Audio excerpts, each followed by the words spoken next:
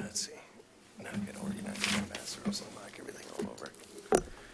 Good evening. I'd like to call the meeting to order and welcome you to the regular meeting of the Milwaukee Planning Commission. Agendas and additional copies of staff reports are available on the table in the hall. If you have not picked up an agenda, please do so. It contains important information about the process.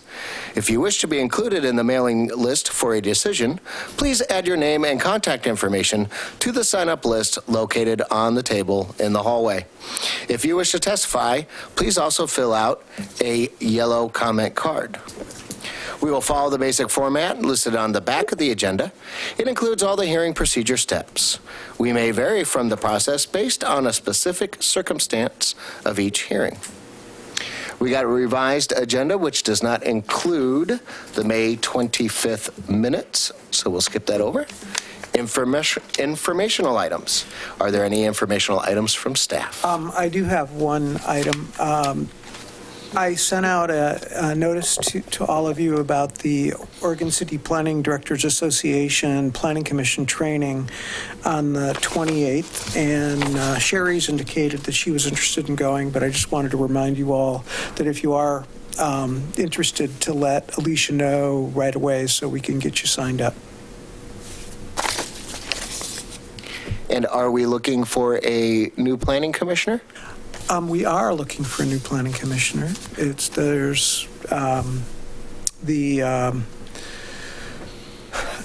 posted on the city website, I believe, and we've had one applicant. So I think we're hoping for a couple more before we do interviews, but yeah. So if you're interested, go to www.milwaukeeoregon.gov and find the application. Yep. Audience participation. This is an opportunity to comment on items not on tonight's agenda. If you wish to comment on an item that is on the agenda, there will be time for comments after the presentation. Does anyone wish to comment on an item that is not on tonight's agenda? Okay. Public hearing.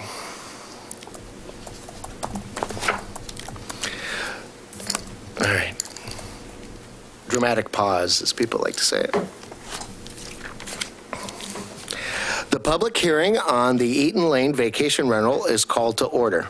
The purpose of this hearing is to consider application number CU 2017-001. The purpose of this application is to request a vacation rental on Eton Lane at the property located at 1524 Southeast Eton Lane, Milwaukee. The applicant has the burden of proving that the application is consistent with the City of Milwaukee zoning subdivision ordinance, comprehensive plan, and any applicable municipal code provision. The applicant has the burden of proving that the proposal conforms with all the city's applicable criteria. I now ask staff to cite the zoning ordinance sections where the criteria can be found. Subsection 19.1006 Type 3 Review, Section 19.301 Low Density Residential Zones, and Subsection 19.905 Conditional Uses. All testimony and evidence must be directed toward the applicable substantive criteria. Failure to address a criterion or raise an issue with sufficient detail to allow the Planning Commission an adequate opportunity to respond to each issue precludes appeal to the City Council based on that issue. Failure to raise constitutional or other issues related to proposed conditions of approval with sufficient detail to allow a response precludes an action for damages in circuit court. Any party with standing may appeal the decision of the Planning Commission to the City Council. Persons with standing are those who submit written comments or testify in person or sign the Planning Commission attendance sign-up sheet in the hallway. Conduct a hearing. I will recognize those persons who have completed the testimony cards and give them to me. When you come to the podium, please state your name and address for the record so that they may be entered into the minutes.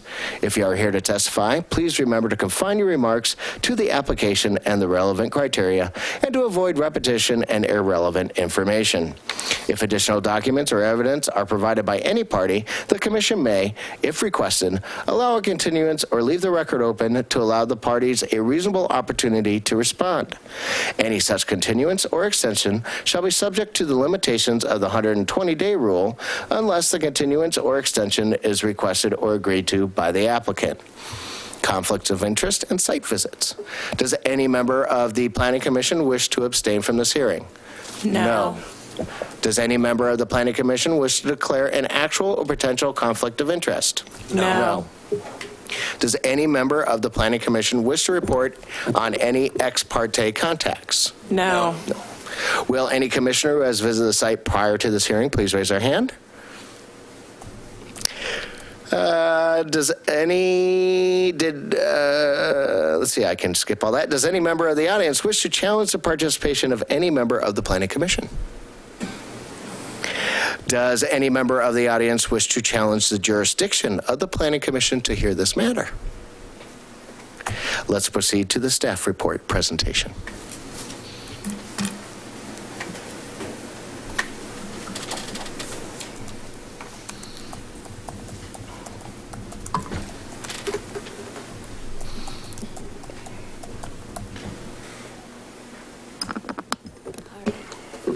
Hello, my name is...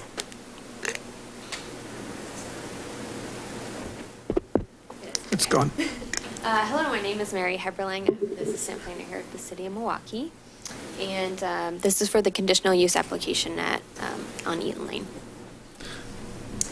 So here's a very high view area of where the site is located, just to kind of give you a better aerial view of where they are there on the... I don't think you are on there. I don't think I'm not. Okay. So the location is, like I said, on Eton Lane. It has an existing house, which is 3,400 square feet. It's a 3-bedroom house, 2.5 bath, and it's on about a 23,000 square feet lot, about half an acre lot as well. It's zoned R10, which is low-density residential. It's directly surrounded by also R10 residential zones. There's manufacturing in R2 kind of towards the south and east there. And then Waverly Country Club is to the west, but outside of city limits. So the proposal is for the applicant to use the existing home as a vacation rental, and they are going to go through the conditional use process to see if that'll get approved or not. The applicants live out of state for roughly about 10 months out of the year due to their jobs, so it's more of a vacation rental versus a short-term rental due to the fact that they're not there.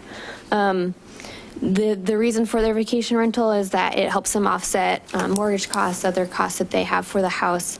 It's been used as a vacation rental since roughly about 2011. The reason that they are doing this conditional use process now is that they didn't know that they needed to do that when they started the vacation rental. So once they were told that needed to happen, they've gone through the process to get the conditional use permit. That one. The approval criteria for conditional use is listed there on the screen. Some of them talks about characteristic of the lot is suitable. It's has minimal impact on nearby uses. It will have it will mitigate any impacts to the extent practicable. Those kinds of things. And for the presentation today, I'm going to focus just mostly on 2 of the approval criteria. The rest are identified in the staff report that you received earlier. But these seemed the most relevant to a vacation rental in the low-density residential zone. So are all identified impacts, will they be mitigated to the extent practicable, and will the proposed use not have any unmitigated nuisance impacts as well? So some of the info that the applicant provided for us provided that the applicant has no they will not be changing any of the house itself. No physical characteristics of the existing house or property will be changed. It will stay as a residential use. They have been and plan to intend to still only host rentals 4 to 6 per year. And the applicant states that they want to do it to 4 to 6 to avoid any sort of overuse for the house, because they do eventually want to retire in that house, and they want to keep it from a lot of wear and tear. And again, it's used mostly for just offsetting some of the costs that they have on the property. It's not meant to be like a money maker with constant use and things like that. They also have developed and currently use house rules, meaning that they require renters to respect a 10 p.m. quiet time, and noting that any sort of failure to these house rules will lead to immediate eviction. They also request that any outside activity be limited to 9 p.m. for quiet time, and they don't allow parties or large gatherings or events like that. The current site is fenced to provide privacy to the surrounding neighbors. They do have a large circular driveway to accommodate at least 2 cars, so limits any need for renters to park on the street or anything like that. The applicant also does have 2 property managers that help them run and manage the vacation rental while they're not in the state. So the property managers handle any sort of issues that come up with the renters. They're essentially like on call while the renters are there, so they can handle any sort of concerns in an immediate capacity, whereas the property owners aren't there. So those are the main things that they brought up with us for those approval criteria. We do recommend approval of the conditional use application resulting in the home to be a vacation rental, and adopt the findings, attached findings, and approval. We did receive comments as well. Tom Madden, the vice president and committee chair for the Historic Milwaukee NDA, essentially wrote that they'll support the proposal on contingency that the neighbors also support the proposal. We had comments from 2 property owners that live nearby. I have a map of where they live over here. But the first one was from Lyndon and Cindy Murray. Basically, they were just concerned about having a vacation rental in the community. Their main concerns were around noise abatement, especially with the owners out of state, and any potential increase in volume of traffic. They were also concerned about that. And then Steve and Gloria Stone, also neighbors in the surrounding area, they also were not, did not agree with having the vacation rental, thought that that it wouldn't be a good precedent setting for the neighborhood. They also brought up, and I sent you all an email about this as well, they brought up that they didn't think it was allowed per the conditions and restrictions of Waverly Heights, but the city doesn't enforce covenants and conditions and restrictions, and it's not part of our approval criteria, so we don't look at that as far as approval criteria. And again, these are where they were commenting from, so just to give you a reference of where they are. So you have 4 decision-making options. You can approve the application as it's recommended. We don't have any conditions, so it's just recommending or approving the findings. Or you can approve the application with modified findings and conditions of approval. Or you can deny or continue the hearing. And the decision or any appeals need to be made by November 14th, 2017. So, any questions? Any questions for staff?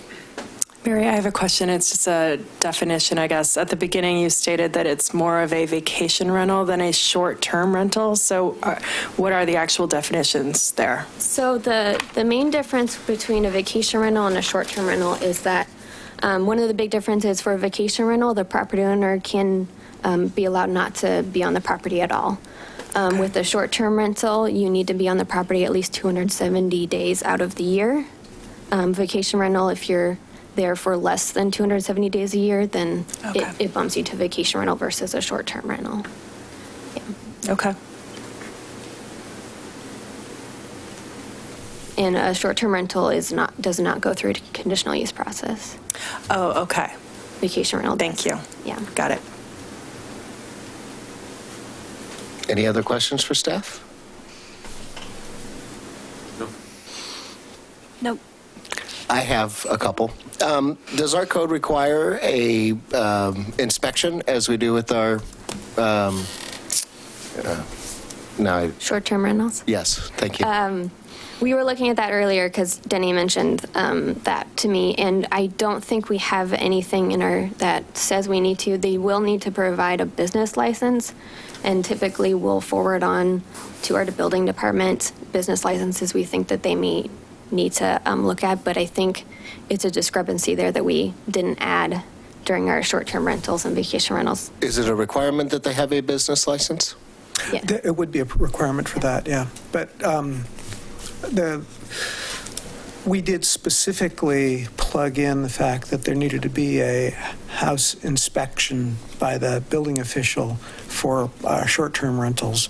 And I think it was an oversight in the code to not also include that for commercial, or for the more commercially focused vacation rental use. Do we have a,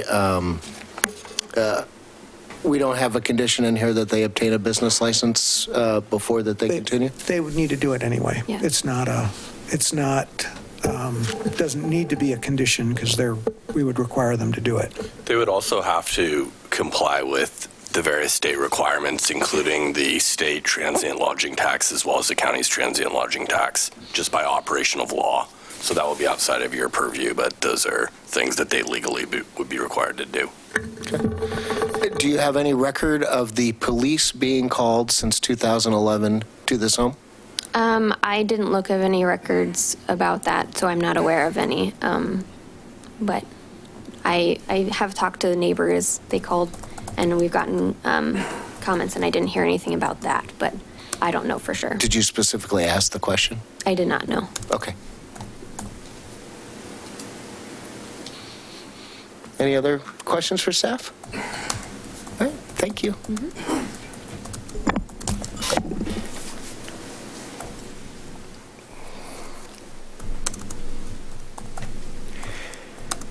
And have we received any correspondence on this matter other than those items included in the meeting packet? No.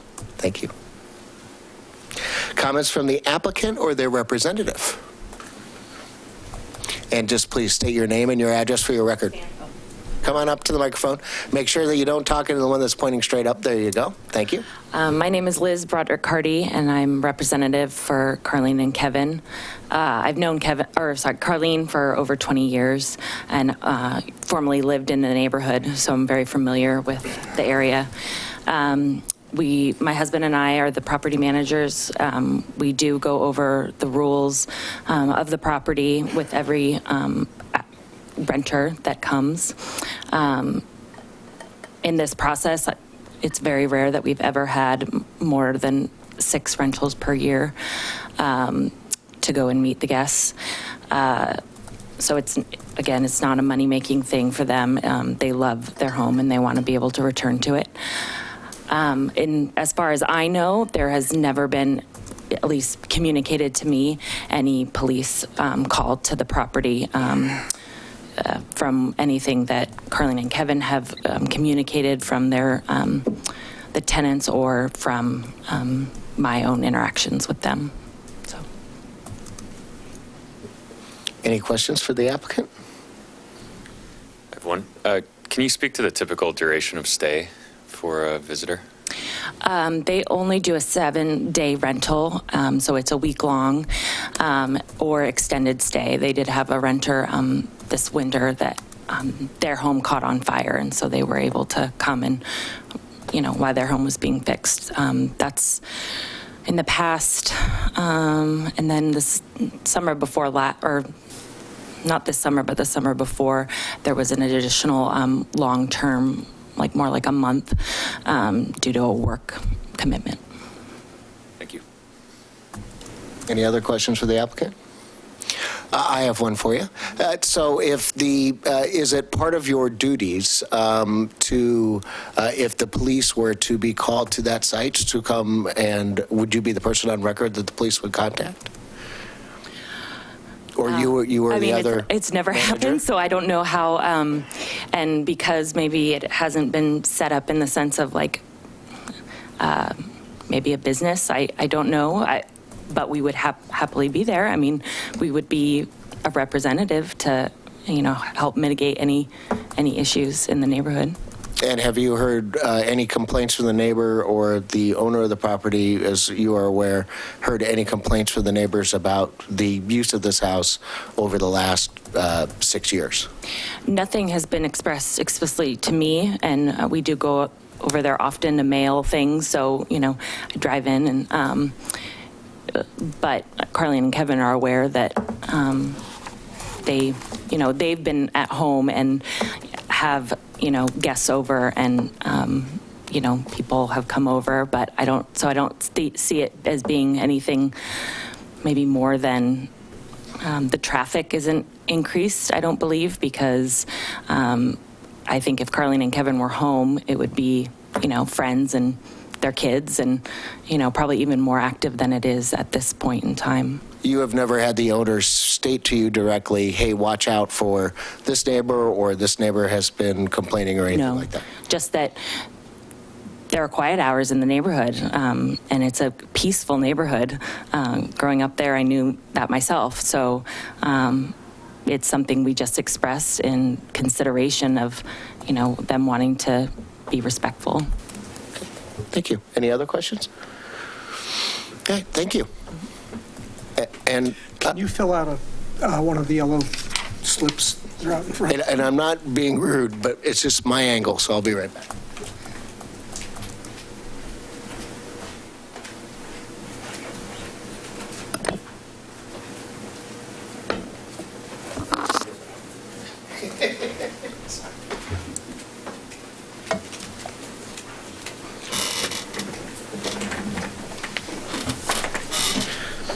All right.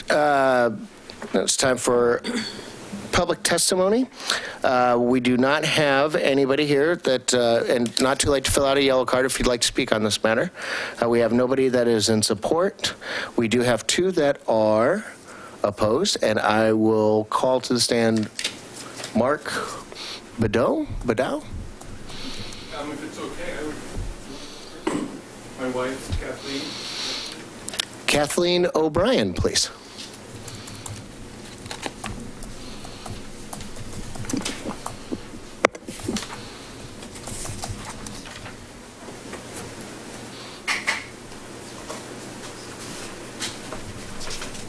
I'd like to speak in support of the application. Okay, yeah, just fill out your yellow form for me, please, and hand it over to Mr. Egner, and we'll get you in, please.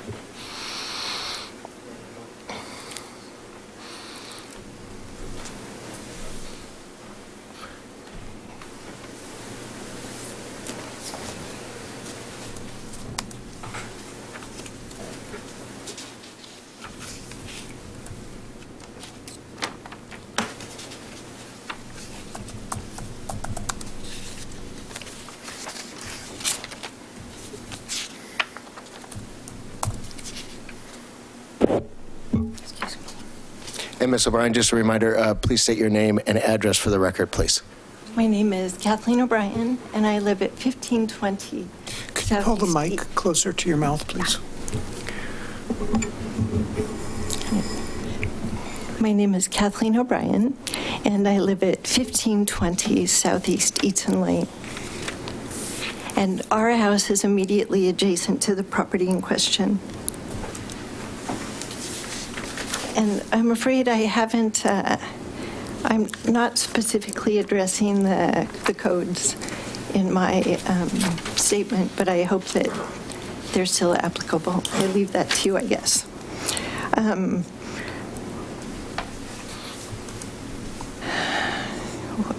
I'll just read this. Sorry, I'm a bit nervous for some reason. When we first looked at our home, we fell in love with the garden more than the house. While the house is very nice, the garden was lovely. It's peaceful and secluded, and for us, it has been an oasis. Our garden is immediately adjacent to the Carly Ann's pool. So the Oasis changed several years ago when our neighbors began renting their house out to short-term vacationers. Instead of enjoying quiet weekends in the garden, we felt as if we were under siege. We never knew when it was safe to have friends over to dinner on the patio or it would be too noisy to be outside, though usually it was the latter. Summers became filled with partiers next door who sometimes invited crowds of guests over. In our experience, these vacationers don't really care that they are disrupting the neighborhood because they're on holiday and have no attachment to the neighborhood. I have walked over to the home late at night innumerable times to ask people to please be quiet and managed to track down the neighbors themselves when things got particularly out of hand. I didn't know that there was a property manager. That had never been brought to our attention. Dealing with the noise and disruption has taken a toll on our whole family. I'm no longer well enough to walk over and remind people that they're in a neighborhood, and I dread another rental season.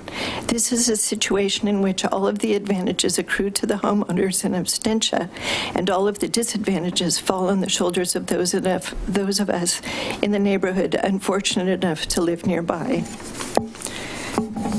The vacation rental is fundamentally a different use of property from the way in which the rest of the neighborhood works, and is not a welcome one. The neighborhood is quiet and peaceful. Neighbors, for the most part, get along well together and look out for one another. People do have parties, of course, but they are part of the normal rhythm of the neighborhood, unlike a detached, disconnected venue of constant vacationers. In addition, I think it should be noted that our street, Eton Lane, is not a public throughway, but privately owned by various neighbors, including us. Indeed, the house in question is accessed via right-of-way through our property. I would be surprised if that right-of-way extended to commercial use of any sort, including short-term rental. This is something that would need to be resolved. And I would like to speak briefly to the not having called the police. There have been many occasions on which I have considered calling the police, but I felt that the police have better things to do with their time than come over to the Waverly neighborhood to reel in a pool party. And I don't regret that decision, but it has been quite disruptive. And I thought that the House rules, which there's no one to enforce except us next door, there's no one on. So though there are rules, we haven't been made aware of them, and they don't get enforced. There's no one there to make sure that it happens. That falls on the shoulders of the neighbors. And I wasn't aware that people were supposed to be quiet at 9 p.m., for example. That would have been nice to know as well. Anyway, thank you very much for your time. Any questions? Thank you, Ms. O'Brien. Thank you.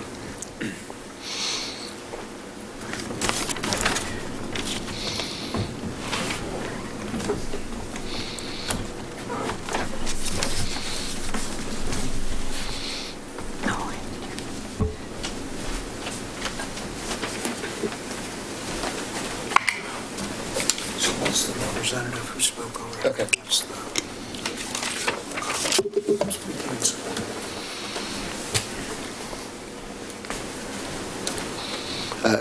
Caroline Lochner-Stein? Did I say? Please. I would still like to speak. Yeah, she's in support of, so it just steps right ahead. Please. Yes, please.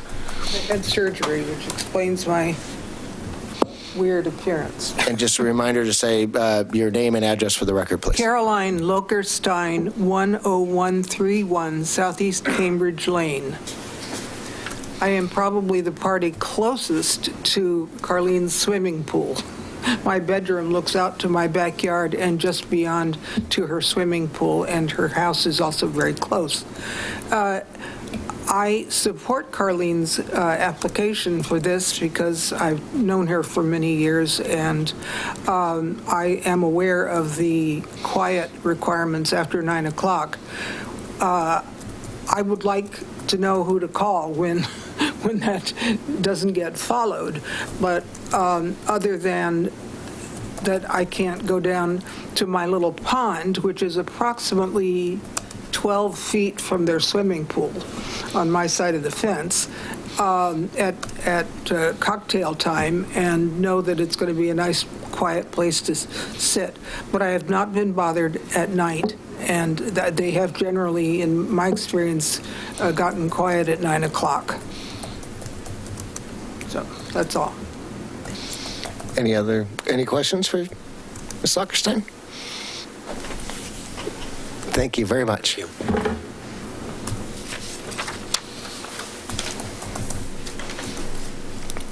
And Mark Badeau? Yes.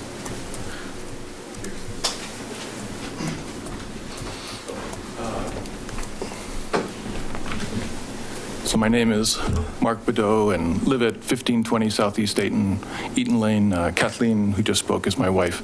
Our house is immediately adjacent to the property, as explained, and people drive to it through kind of adjacent to our yard on this right away. What I want to do is just underscore some of the points my wife made. This is in regard to, I was just checking the code before coming, and things like the purpose of R10 to be to promote neighborhoods and to maintain an overall character of a single-family dwelling, and then the conditional use requirements for things like not to adversely change the character of the area and or impact the adjacent properties. And I think that what my wife was saying speaks to those issues, I would say. And let me just I thought it might be useful to give you a couple concrete details that are illustrations of what she was saying. So this summer, there were some people staying there for a family or something for a week or two. And first of all, I should preface my comments by saying that, everything else, we've known our neighbor too since we've been there, and we'd like her to flourish and hope she can hang on to the house and everything like that. We don't have any animosity towards her. But we have been impacted by this, and I just want you to know. So it turns out that one night the people got home and decided to have a pool party, like sort of playing water polo or something with the kids in the backyard at 10:30 p.m. So we didn't know about this 9 p.m. rule, but I was trying to sleep because I get up early at 4 to 5 in the morning and had the fan on. It was very hot at that time. And so I can understand why you'd want to have like on a vacation, you might want to go and play in the pool. But, my window was sort of 30 feet from there, and the fan was kind of drowning it out, but I heard my wife shrieking through the screen door, "Be quiet," because she was trying to let them know. And then that happened twice. The same family twice at 10:30 starting a pool party, just among the family, but the kids are rambunctious and having fun, and it was hard. There's rules about 9 not being quiet after, being quiet after 9. But as my wife said, there's what actually happens is typically more like what I'm describing. It is, I think it's 4 to 6 people. Most of the time it's not being used, so I think that's, not an issue there. But the rules are not, the participants don't know the rules, or they're not paying attention to the rules. No parties is another rule. Well, there are parties sometime, with plenty of cars that can't all fit in the place. And, people have parties. But if there's a rule, no parties. I'm just saying, again, the fact that you can't fix the problem by attaching a rule. You have to get people to follow the rules. And they haven't been followed. Another thing is we were kind of expecting, well, if we were to do some kind of conditional use, we would talk with our neighbors and talk with them first, get their opinions, try to accommodate them. We didn't hear anything about any of this. Heard about this when we saw a notice going up in flame orange, to call attention to people. So, we haven't been included in the process to try to deal with any of these things, or even to hear how has it been. Property managers didn't know anything about that. There have been issues, and what we ended up doing is calling the owners and, eventually getting things resolved. Other kinds of issues aside from the thing I'm talking about. Let me just say one final thing. There's a a neighborhood block party in our party this coming weekend. This is the kind of thing that, this is the kind of neighborhood we want to live in, where they're doing things like, aside just getting together to have food and meet each other, to talk about emergency preparedness and to talk about repaving the road. And when you live in a neighborhood, you get to know your neighbors, and you have agreements with them and have a practice with them. Like, for example, you don't have your dog walk around and poop in their yard. You know, you pick up after it if it's your neighbors. If you're just vacationing and your dog you just let your dog run around, you know, who knows where that dog's going to poop? Well, some of them are pooping in our yard. And, you know, I'm just saying, if it's a vacation place, you could expect that. If it's a neighbor, you wouldn't expect that because you would sort it out, you know. But these vacation renters are not going to know about emergency preparedness. You know, they're not part of the neighborhood. So anyway, I just wanted to show this just make it very concrete that there's a difference between vacation renters living next door and neighbors. And R10 is a neighborhood, and it's supposed to promote neighborhoods, and this is draining that in our experience. So, thanks. Any questions for Mr. Bedeau? I have a question. So this summer, for example, the family that you were talking about, they rented it for 2 weeks? I'm not sure, Okay. you know, a week or two, something like that. Week or two. But as far, you know, it wasn't the length of the stay. Uh-huh. It's just that, you know, on more than one occasion, there was like things you wouldn't do if you knew your neighbors. Let me put it that way. And then, so my second question is it, in your experience, true that it is about 4 to 6 rentals per year then? 4 to 6 different families or renters that are coming each year? Yeah, and we haven't been keeping track, of course, but that feels subjectively about right, ballpark, you know? I don't think they're off. They're not way off, you know? It's empty most of the time. Yeah. Okay. And I think that's consistent with that number. Okay. Yeah, that's probably true. Yeah. Other questions? Me? I have a question. It was mentioned earlier that there is a, a Waverly HOA for the neighborhood homeowners association. Yeah, right. And I remember that the guy said he would be supporting it as long as none of the neighbors weren't supporting it. So I assume he's now not going to support it.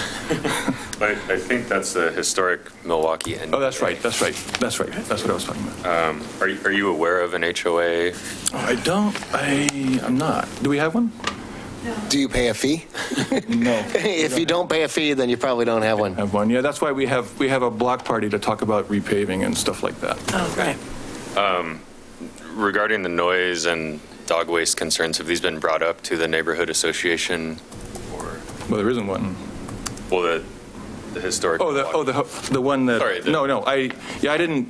That's the first time I knew about their existence when I read this stuff. So they don't have active, you know, lieutenants on the street in our neighborhood. Okay. Thank you. Okay. Thanks. Any other questions? All right, thank you. Does any member of the Planning Commission have any questions regarding the testimony to this point? No. Does the applicant have any rebuttal or any additional comments in response to the public testimony?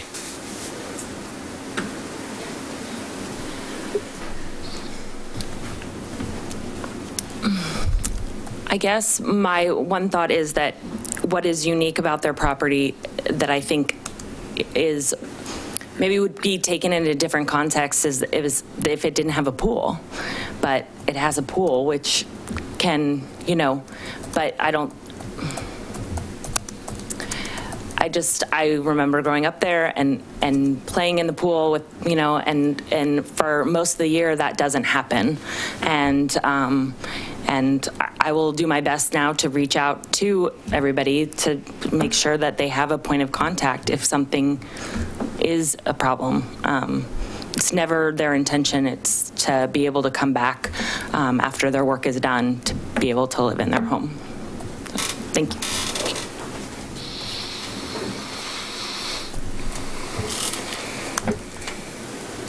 The public testimony portion, hate it when I do stuff like that. The public portion of the hearing of CU 2017-001 is now closed. Is the commission ready for discussion? Yes. Commissioner Grau. I was just wondering if maybe the owners or the property managers could do, she mentioned reaching out to the neighbors. Maybe they could do a little contact information flyer or something so people would know who to contact if there was an issue. I like it.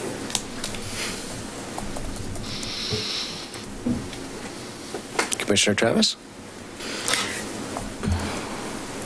Well, I guess I'd be interested in, although we don't weigh in on this, but the business license requirement, and if there's an ability to revoke the business license requirement and how that impacts, So for example, if the business wasn't operating as stated or having, Or if it has so many nuisance complaints in a year. Right, that sort of thing, that the business license could be revoked. I know that's outside of our purview, but it's helpful to understand. It would be conditions that you would put into it as part of the conditional use approval. There are no conditions like that associated with a business license necessarily. Home occupation approvals do have those types of standards. There's standards in the code. This would not be a home occupation because it's going through the conditional use process. But if you were interested in that type of putting those types of parameters on the use, we'd do it as conditions to this process. Okay. Well, I think I'm interested in talking about those kinds of conditions on the use. Commissioner Jones?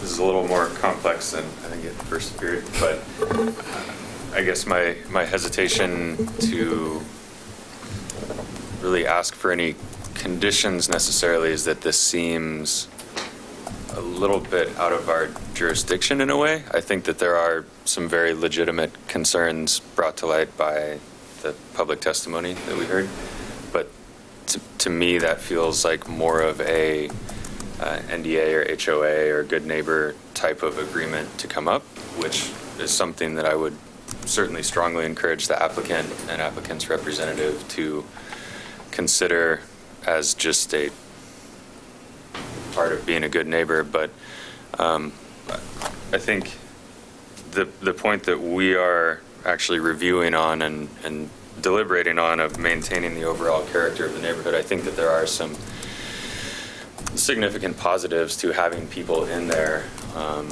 regarding security, regarding upkeep of property, regarding maintenance of the grounds that may not happen otherwise if the property owners were only there for 2 months out of the year. So I think that there's probably some positives that maybe aren't necessarily being discussed. And I think that ultimately the specific items that we're asked to deliberate on aren't necessarily the noise issues. Commissioner Burns? I'm looking at the approval criteria around identified impacts and whether they're beyond the usually generated by uses allowed outright, and that it's a house with a pool, family with kids. It seems like the noise, the dog poop, these are things that I deal with my neighbors, and it's not a short-term vacation rental. So I don't see that we've heard of any impacts beyond what you would normally expect from a single-family residential home that has a swimming pool and that may have dogs. This is life in a neighborhood, but I'm sympathetic to the impacts, but it seems to me that this is pretty typical use of a single-family residential home, and that noise ordinances would be the way to get that enforced. So I think in terms of the approval criteria around identified impacts and whether they're adequately mitigated, I'm persuaded that they would be adequately mitigated. It's still generally a single-family use. I'm kind of interested about the notion of the road being privately owned, and that there are elements in the deeds on the property that may prohibit this use, but I understand that's not our decision-making criteria, but it does seem like there may be another avenue for the neighbors to explore if they're dissatisfied with this use through, it appears that there's not an HOA, but there are issues around the ownership of the right-of-way and the deeds on the property. So I think that's something that impacted neighbors would need to take up through whatever means are available to them. So I suppose with the criteria that are in front of us, it seems like we would approve this, or I would be inclined to do so. So I'm going to walk into this. I'm going to take a little bit of a view. It seems that this has been operating since 2011. That they are not doing it because code enforcement came knocking on their door and told them that they couldn't be doing it. They're doing it because they're trying to abide by the law, and they're volunteering to abide by the law. If they chose not to do it, nobody would ever know anything different, and everything would still remain the same. So I don't want to penalize somebody for doing the right thing.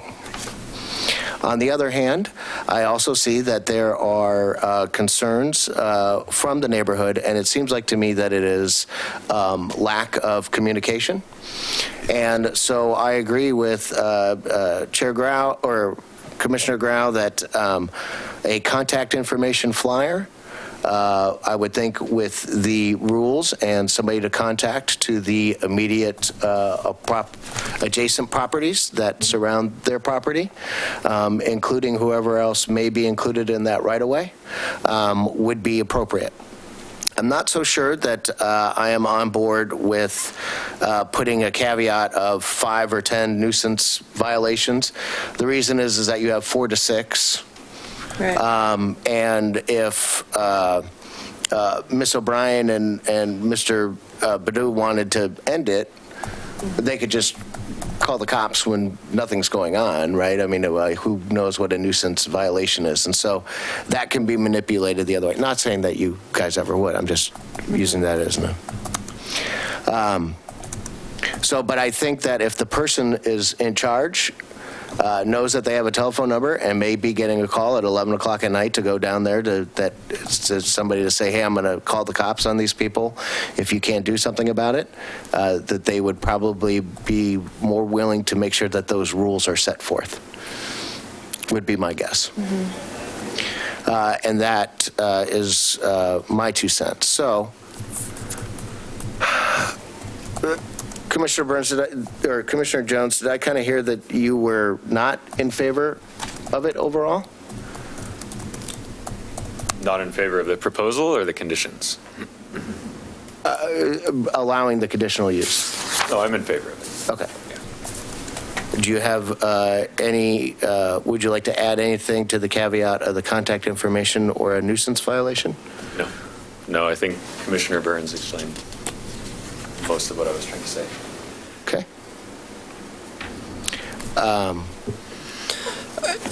In terms of a condition around the good neighbor agreement, I'm kind of hesitant to try and write that condition on the fly. It seems to me that if we were to come up with a set of conditions around a good neighbor agreement, that I would want that to be kind of a stock package that would apply for any conditional use for a vacation rental, that's something that maybe staff could provide as just best practice, that when here's the packet of conditions around providing contact information and quiet hours and whatnot. There are city codes that require quiet hours, that you can't have a certain decibel of noise over at a certain time. Well, we don't need a condition for that. That's just the rules, right? Right. But what we are, I believe what Commissioner Grau is getting at, and that I agree with, is that if the adjacent properties had the same set of rules that the house has already written, contact information of who to contact, and maybe even the non-emergency police number on that, that I think that is enough information so that everybody that is around that is affected by the noise. The problem is that they just can't go over and knock on the door because they don't know who's there at the door, right? And so if they have a familiar face or a familiar number to call for when the owners are away, I think that would help ease some of the issues that the neighbors are having with this problem. that seems reasonable. That, you know, the condition might be that the applicant would be required to provide a copy of the house rules to property owners within a certain distance of the property. Would the applicant be required to, are they allowed to change the rules at their whim? Are they allowed to decide to have 10 property rentals per year instead of 4 to 6? Are we here thinking that we're going to write conditions to that level of specificity? I mean, I didn't know. I don't think it should be that specific. I mean, merely just a contact number and the rules is all I was thinking. So the condition would be that the applicant would be required to provide a copy of the house rules and contact information, and that those house rules would be the same as are given to the renters. If the rules change, the neighbors would get a changed copy of the rules. If they don't like the changes of the rules, at least they were informed. Right. It's not objectionable to me to add that criteria or that condition. Sounds good. Sounds reasonable. And we're all right with not having a nuisance violation? Yeah. Any other discussion before we make a motion? Chair Hemer, would you like to specify the distance that they would provide this list to? So with neighbors located within 100 feet, just to give the applicant an idea of the scope of.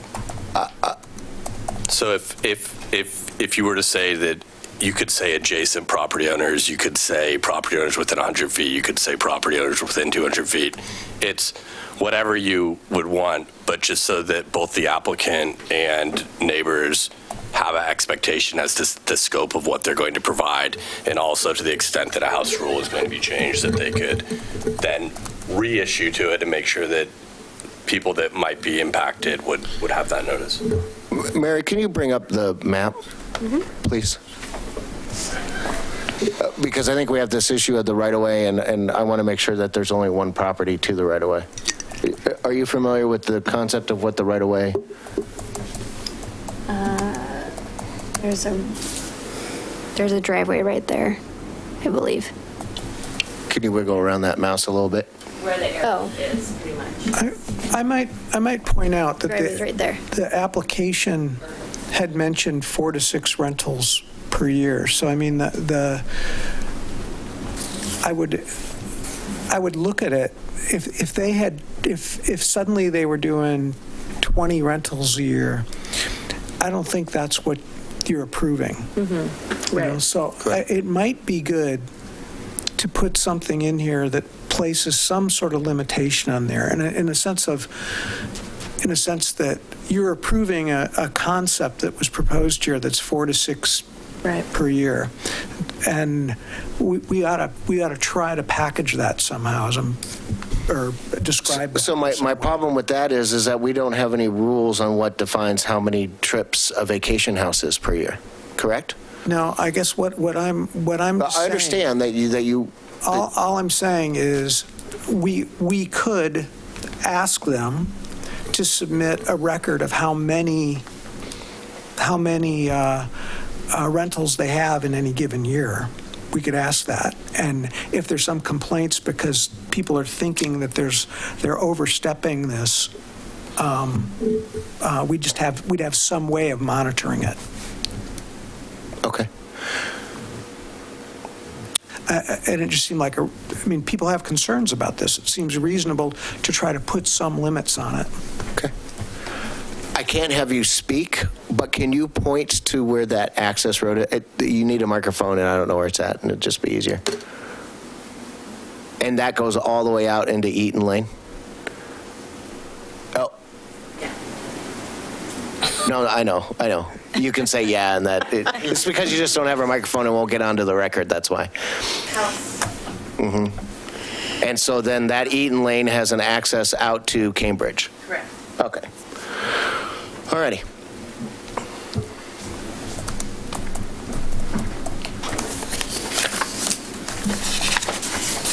All right, so we had a proposal by the planning department to put a limitation, or at least keep the level of expectation the same of rentals, I think is a better way to kind of say it.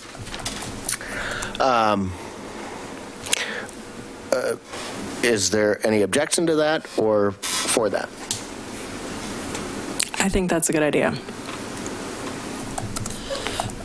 I'm looking for some, I know we're not bound by precedent in our decisions on conditional uses, but I'd like this commission to strive for kind of a consistent approach in our decision making. And if we say 4 to 6 here, does that mean that's the right number for vacation rentals in the city of Milwaukee? I think, I hear what you're saying, but I think the difference is that is in this application. So if there were another applicant seeking a similar conditional use, they would state, on average, or have some kind of idea given about how much usage there would be.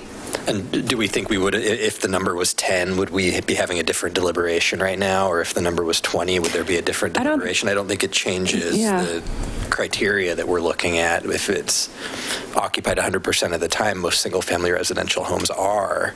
So to me, it's not the number, but it's not like having a specific number. It's just the expectation around whatever the proposal is, and that's consistent over time. Mm-hmm. So it could be 20, and if it were 20, then everybody would know it would be 20 per year. I think it would help to put a number limit on it. I want some clarification. Who would this number go to? I'm sorry? There is no ordinance or there is no restriction to how many rentals you can have in a year, correct, in our code?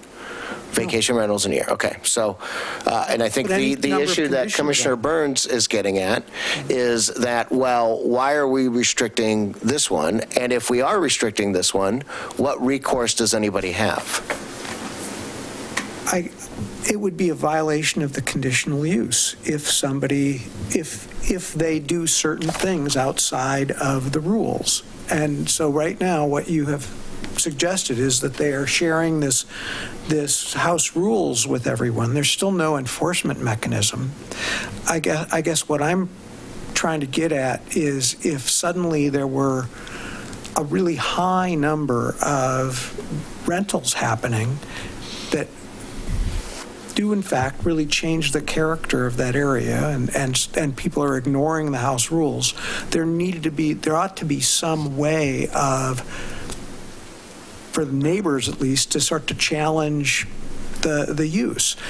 In a home occupation, with any home occupation permit where there are uses out in the middle of neighborhoods, we have that home occupation permit language that allows us to rescind that home occupation. We don't have anything similar here unless we build it into the conditional use approval. I mean, since we're getting a recommendation from staff on ways to structure this, I really would like to see something that could be applied consistently. I mean, would it be appropriate to continue this and have staff go develop a condition that applies broadly that we could apply, or do we want to one-off this? Well, I think that Commissioner Travis makes a very good point. Is that it's the applicant that has stated how many vacation rentals it is, and that it's kind of a one-on-one basis, and that it contains within the character of the neighborhood, but maybe 20 don't. Is that basically, am I summarizing that correctly? You're summarizing it, and I also do just think that it's an expectation thing, and without having that explicitly stated in a document that folks can refer to, I think it provides a little bit of protection for the neighbors to be able to point to something with, and also to add the neighborhood contact list. It doesn't sound like they've talked to anybody from the neighborhood, but our system here is that you work with, you can work with your neighborhood to raise issues and concerns.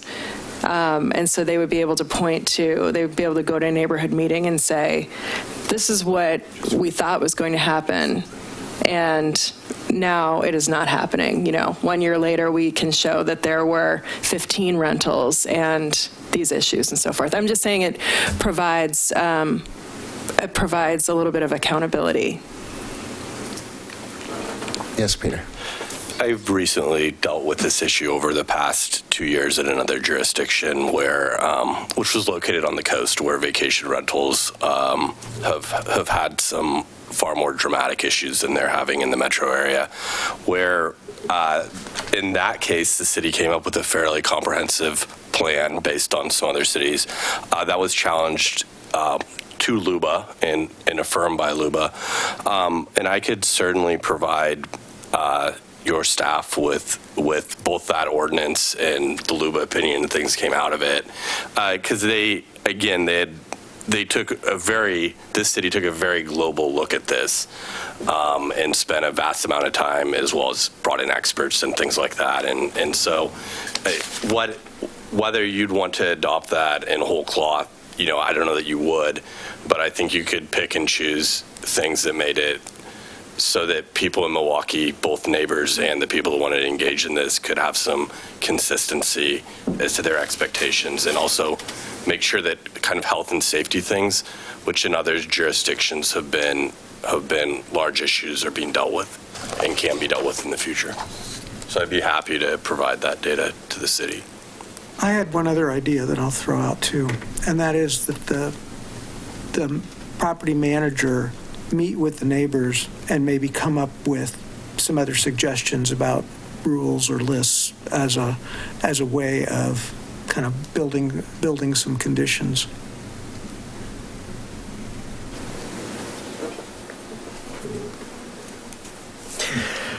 Okay, so I am hearing two semi-suggestions at this point in time.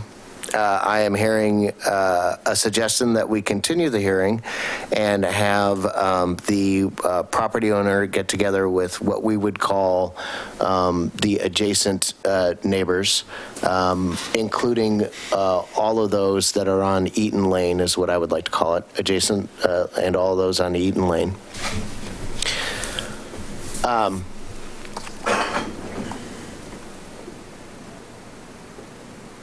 And return back in 2 weeks or a month or A month, I think. a month, and see what has developed, or we can rule it right now. Now, I'm going to say this again, and I said this last time. Philosophically, I do not believe that it is our role to legislate.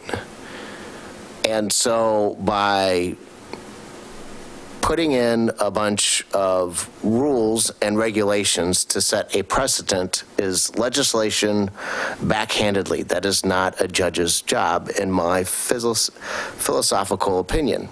It is to judge on the evidence that is presented in front of us and decide a case. I don't think it is our job to create rules. It's just to interpret the rules. So,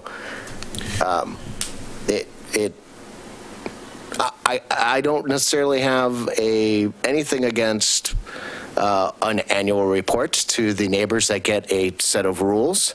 I don't have anything against necessarily putting a 10 vacation rental restriction without notice of the other neighbors. I do have a really hard time with, in this jurisdiction, of us setting some hard, concrete rules that all of a sudden become law because we have this one particular case. You don't have to apply those rules to anyone else. It's just I understand. dealing with these impacts. I understand. So that's where I'm at philosophically. I had the same problem with the last thing that we had discussed and made a decision on as well. And I made that known, but I said, you know what, we'll go with it. So we have the city attorney that can provide us with some LUBA cases and some precedents that have been set in other jurisdictions about this that can be presented back to city staff. I don't think it's necessarily a bad idea that the property manager or the homeowner, I don't know where they're at, to be able to meet with the neighbors or at least contact them individually, and maybe that they can decide what would be best to be on the list and the contact information. Meanwhile, the house is not held away from vacation rental, so I would try to make this decision, is it? We have not enforced at this point. We were going forward. We execute a stay of continuance or a stay of, if they already have financially planned vacation rentals, that we can't make them stop them or nobody else can? We don't. Why we decide this case? We don't know. Before we what if too much, can we do a straw poll and see if there's just a way forward Sure. with what's in front of us? Sure. I would vote to approve with the staff recommendations or with condition to provide contact information and house rules to adjacent neighbors. Agreed. I would agree with that. Is that including the maximum 6 rentals per year? I guess I'd prefer to keep that out. Okay. But if there's a way forward with that included, I won't hold things up.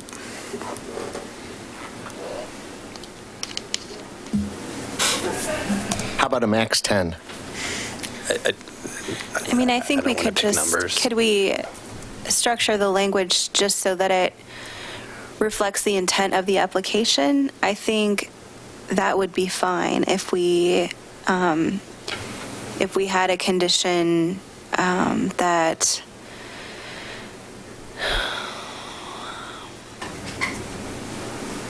just reflected the intent of the application. That's all I'm saying. So if the city thinks, if the planning department thinks that we should put that in there, then I think we should probably put that in there. I mean, I'm a little confused on the late-breaking staff suggestion when the recommendation in our report was to approve without conditions. So this,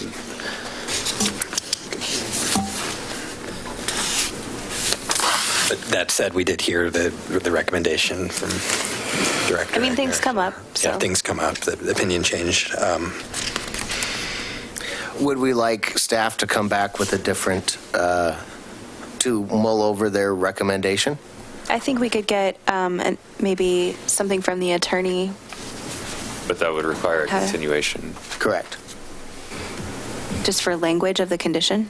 You could grant this for a duration so that it would not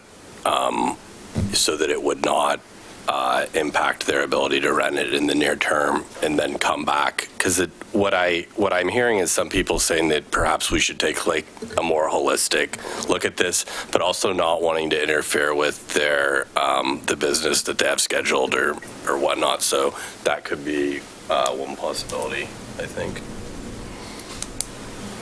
That we can continue it without Yeah. a stoppage of work, right? Or what I would call a stoppage of work. I know that's a very labor-used word, but I think so. I'm a little bit confused about where you guys want to go. we're not quite sure yet. Okay. So let's just leave it that way. So we can continue it without any economic due harm to the property owner and their developments that they have, right? Or we can just go ahead and decide it now. I think we're all on the same page, kinda.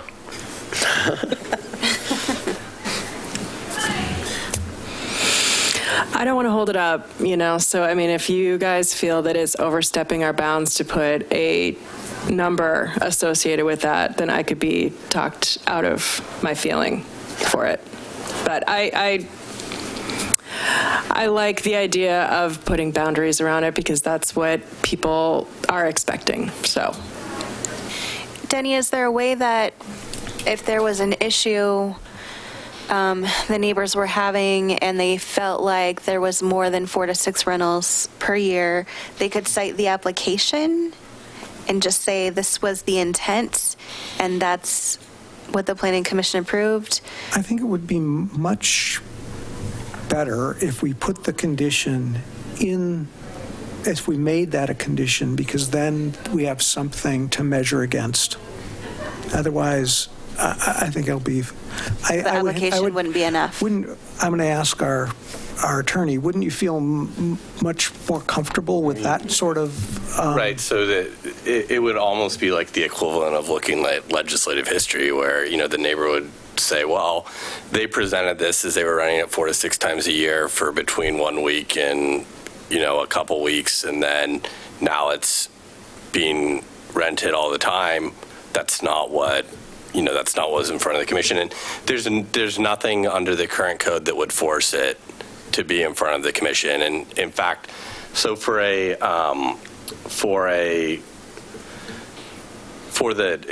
is this a vacation rental and the other one's short-term rental? Is that correct? The others are short-term, Okay. right? So for a short-term rental, you'd have the home inspected, and you would have a lot of other things that are not present here, which is kind of counterintuitive, because if the owner of the house is in the house while the guests are there, then it seems like, if anything, that the regulations would be less so than more so. And so there are a number of things that were mentioned that I think may have just been oversights in the drafting. So if you want to keep it at 4 to 6, you could impose that as a condition. If you want to say that you're going to grant this with the notice that specifies that there is a person in charge and here's their phone number. So if you have an issue, call them, don't call the police unless it's a serious crime, in which case call the police. But you could do that and say, we'll do that for 6 months and then we'll revisit this. There are a variety of things you can do.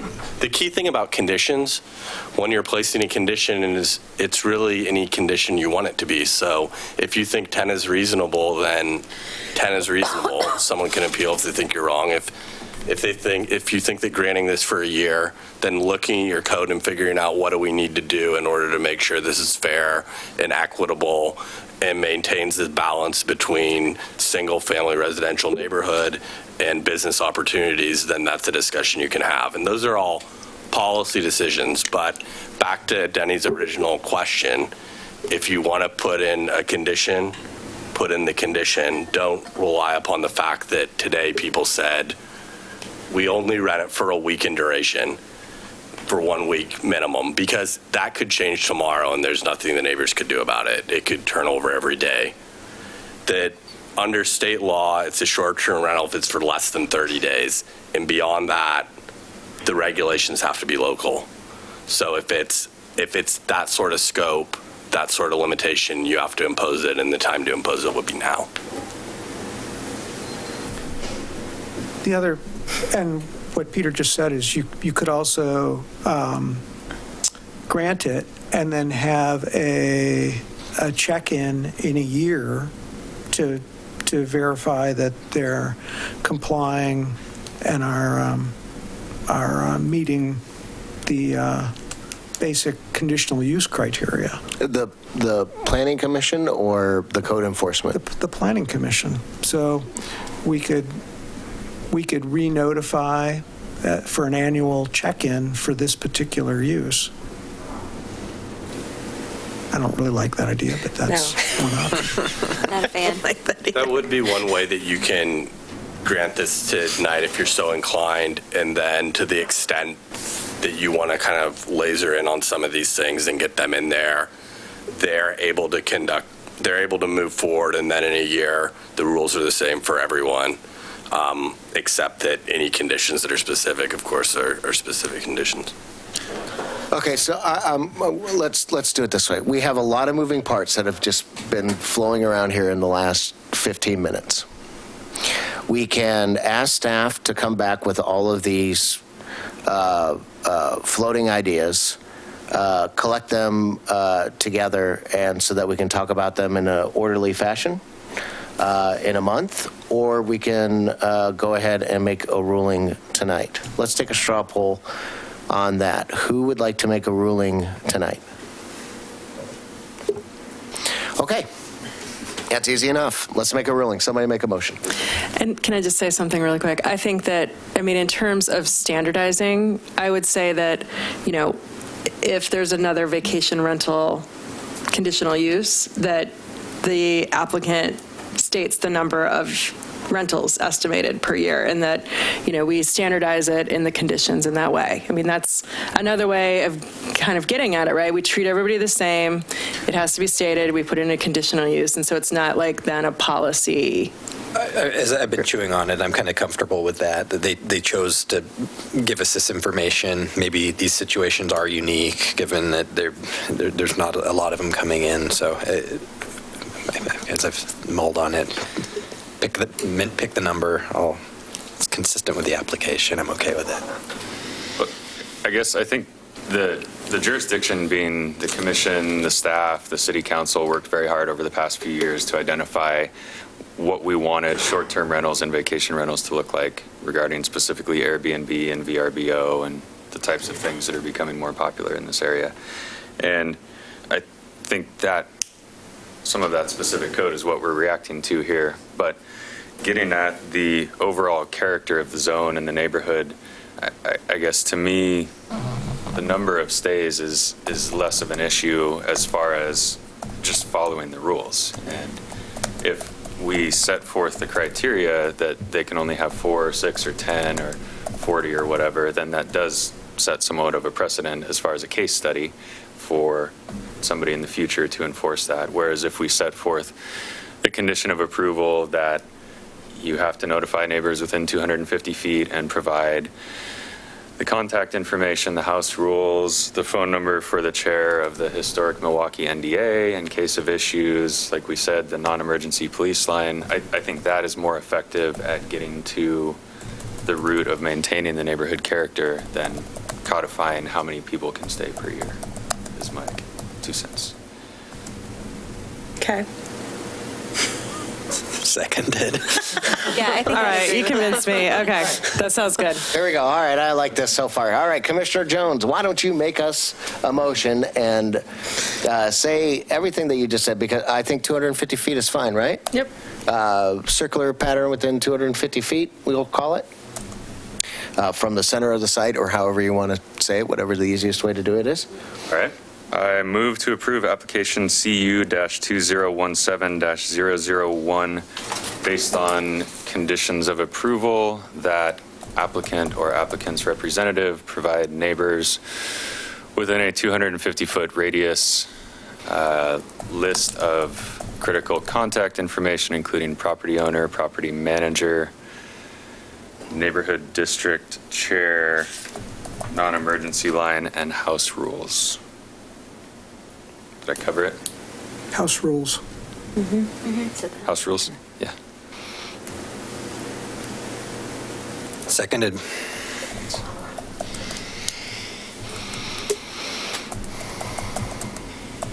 House rules, NDA chair, non-emergency, and Management representative. management representative.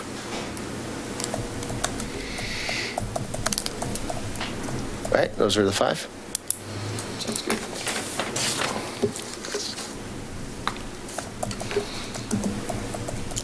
Okay. You take the motion. All those in favor say aye. Aye. Those opposed? Hearing none, the motion carries for CU 2017-001 with the condition of approval that the applicant will provide neighbors within a 200-foot radius of the house rules and contact him. 50 feet. 250 feet, 250-foot radius, right? The House rules, the NDA chair, the non-emergency, and a management representative contact information.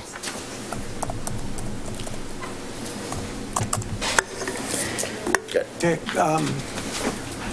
appeal information. Oh, thank you. But after all that, I always forget this. Appeal rights. If everyone wishes to appeal this decision to the City Council, you must make application stating the grounds for your appeal within 15 days of the mailing of the notice of decision. Please see planning staff for details.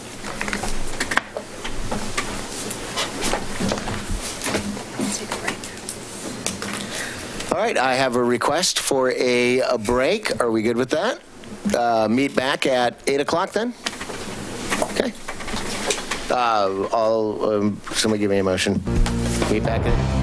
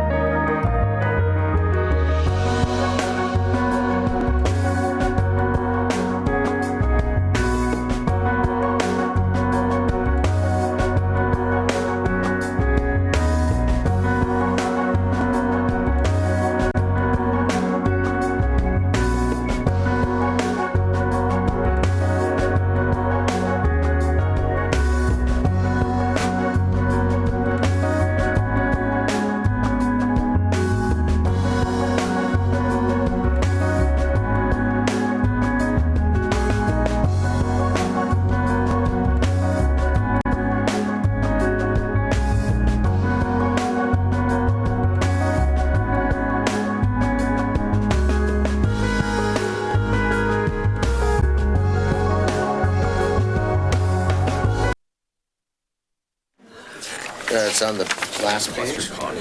Last page. Significant. Oh, that's not, oh, right, that's the same. So everything there's supposed to have already been in your packet somewhere. Yeah, yep. I thought I saw something different, but I did not. It includes the new couple of drawings. Yeah. Oh, so this is all kind I of in the wanted, packet? yeah. with I Everything was but really hoping the they ones would that say provide revised on them are from your a packets. 3D of that Washington side, but Yeah, this is the...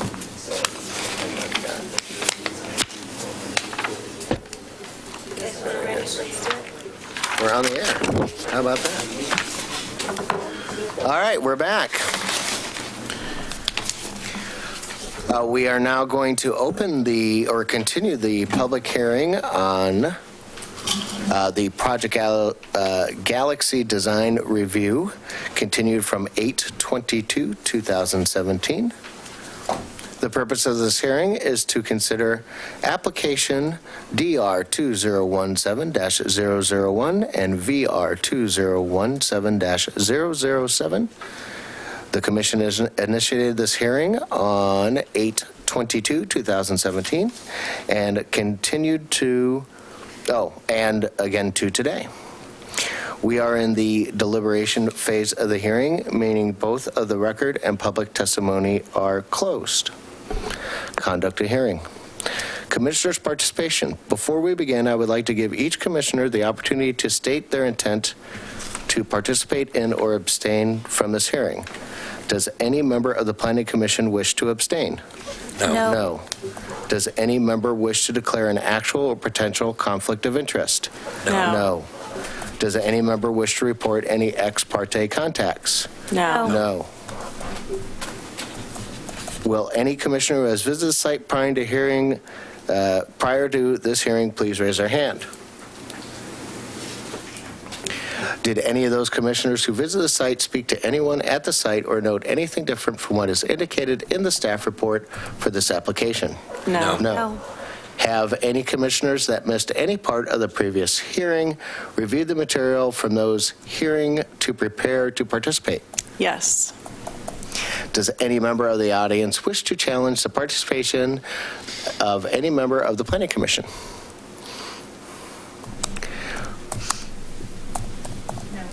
Before we resume commission deliberations, I would like to open the record so my staff may present new information requested by the commission at the last meeting.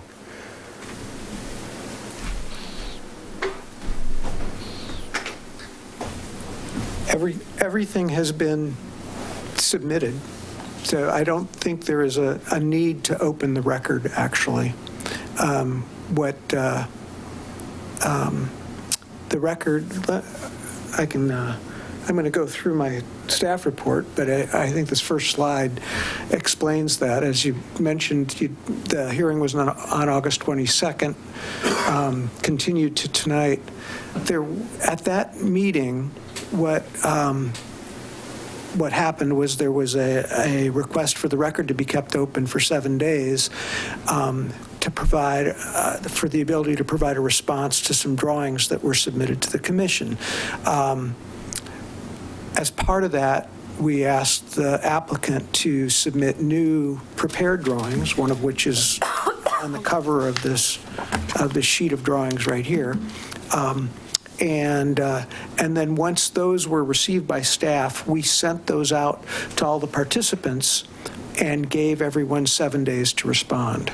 So that was the process. So all of the testimony was to be written testimony in response, and that testimony was then included in your packet. So unless you feel a need to reopen the hearing tonight to take new evidence and new testimony, I think you've got a closed record in that sense. I have a few more slides to just kind of go over about what was included in your packet. So the issue that this was continued over was the idea that whether or not to grant the variance for the 6-foot step back for the for the 4th and 5th floors. This was the original proposal in the packet, and it was the proposals for a 5-story mixed-use building with 110 residential units. A couple of the things that I wanted to point out on these two slides, and the discussion revolves around these shadow boxes that were provided on the drawings in order to have an effect, present an effect where the upper floor would recede slightly. So it was a design tool that was intended to kind of help make that happen. So the new drawing that was submitted adds a shadow box to the Washington Street facade, along with some additional window improvements. So this was the shadow box that's added, some window coverings in these areas with some art. So this is another one of the new drawings that was submitted showing that, and then the art location and the windows. And then finally, this is that location. This is that existing drawing that was part of the original packet, but I've just highlighted where that shadow box is being added. And there it is again. So there were some comments in the record. We received a letter in support from Jim Bernard, or an email from Jim Bernard in support, emails from Nathan Taylor and Scott Churchill in opposition, and then some other comments that were received that we forwarded that really weren't in response to the new information.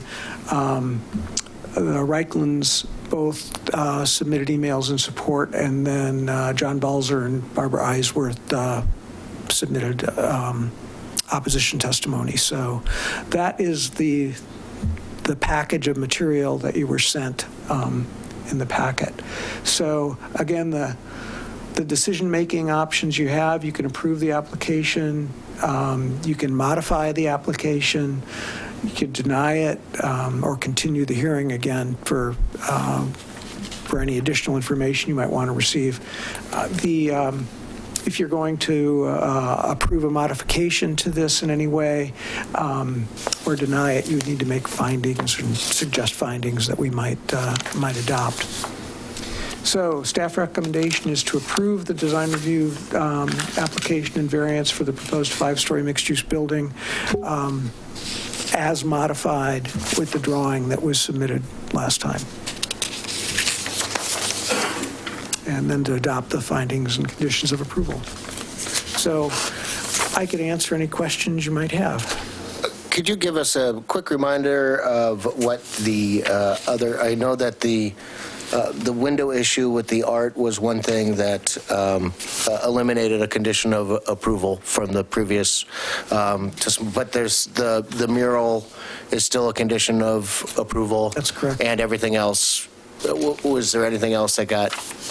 Those were the major items, I think, dealing with that mural and the making sure the windows were meeting the code requirements. Okay. And it was also allowing the vertical or horizontal windows versus the vertical windows too, correct? Correct. I just wanted to remind the commission and myself for this. There was only one item that required a variance. The others were dealt with through the design review guidelines. Okay. Yeah. Okay. Any other questions for staff? Well, I'm not sure if I can ask this question, but in watching the hearing and reviewing the materials, there, to my knowledge, weren't any questions about the date of adoption for the design criteria. And I was just curious, like, was that 2003? Because I was trying to look for a date associated with when. I'm not 100% certain, but I think that sounds about right. And Commissioner Hamer, you were on that, right? Yeah, I was on the DLC during that time of the discussion. So 2003 seems to be the date when it was adopted. Can you remember I don't know. Years fly by a lot. I think what happens is that there was discussion from really actually after Main Street Village was built, that started the initiation process, and then it got into more of a formalized thing. Then moving forward, Milwaukee also created some discussion about it, and I think even some of the code changes. I've been on the Planning Commission about discussing about height and variances of buildings also came into question. Well, it's been a continuing talk. The design guidelines as for the downtown were adopted probably 2003-ish. I'm not sure what the date is, but we did adopt the clear and objective standards and the development standards and the design standards for downtown development just over a year ago, just, a couple years ago. Okay. So that step back provision was added a couple of years ago. Okay. It's been a long, continuous But the process. step back portion was added a couple of years ago? Yes. Okay. In response to moving forward Milwaukee and discussions of changing of Yeah. the rules and in regulations. the front page of the design review standards is dated 2003, so that generally the date on the front of design standards is when they're adopted. We can't say for sure, but probably. Okay, thank you. Okay.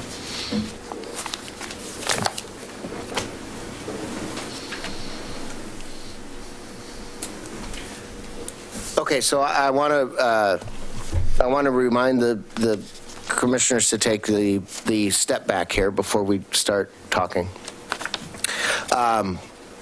The DLC recommended that the previous design without the shadow box with a with a 6-foot setback on the 5th floor. That was the DLC recommendation. Of course, the other is just to meet the criteria, not allow the variance, and say that you have to have a 6-foot setback on the 4th floor and the 5th floor. And we have the new proposal in front of us, which includes the shadow box on on Washington Street. I want to get some things out of the way right away. Are we okay with the new window facade and the art that has been given to us to meet the criteria on the lower floor of Washington Street? Yes. Yes. Can you clarify new window facade? They added windows up above the art and that kind of stuff to get more glazing in, or however, more window coverage. Yeah. Okay, and we don't have any, does anybody have any issues with any variances beyond the scope of the design of the building facade and the height issue? We're all good with everything else? Yes. Yes. Okay, I want to get the easy stuff out of the way, and let's go into the hard stuff now. All right.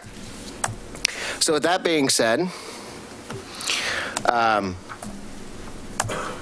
Commissioner Jones, which you are an architect, so I'm going to rely on you to help us look at this a little bit. The way that I see it is that the objective of what the statement of the setback is so that a building does not seem out of scale or monstrous towards the other buildings that are already downtown. I would like your professional opinion and your artistic opinion as well to say, does this accomplish that goal in your mind? Very shortly, yes, it does. I think that part of the goal is that it provides continuity with what is existing, but also what is potentially to come in the next decades and hypothetically allowed to happen in the city as part of our vision and what we think could happen. And I think that this proposal has done a great job of accommodating both. It is obviously the biggest building in town, and so it feels large, but I think that the architectural moves really help to break down the mass. I like the materiality. Again, as we said a couple weeks ago, I think that the designer's done a great job of mitigating the concerns. Commissioner Burns?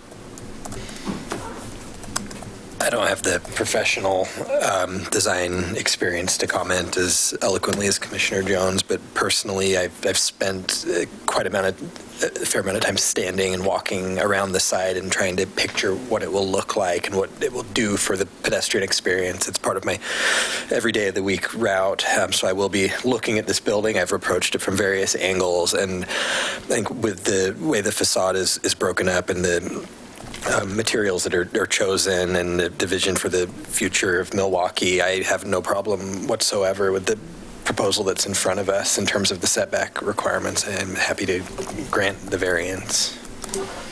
With the new proposed design? With the new proposed design. Commissioner Travis?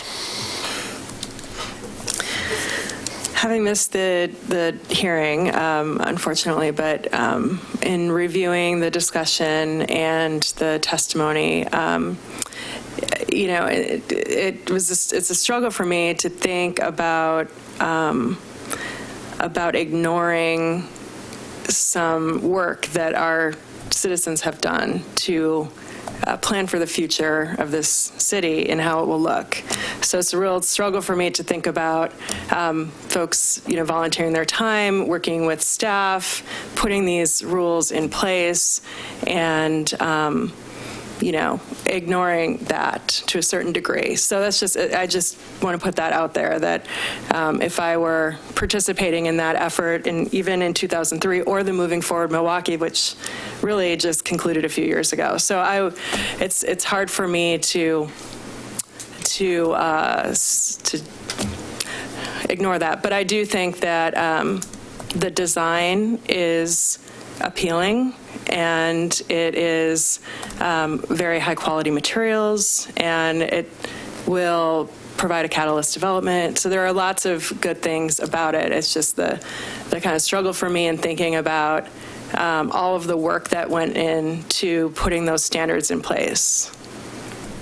And my other thought around it is, I guess, in thinking about putting those standards in place and thinking the impact that will have on properties, and you were participating in that, you might not remember the 2003, but is there a kind of financial feasibility analysis when putting those design criteria in place, so that, thinking about the constraints that puts on development in terms of maximum capacity for the parcel and that sort of thing? Or is it purely more of an aesthetically pleasing kind of discussion and putting those things forward? Is there thought with the financial feasibility piece, I guess?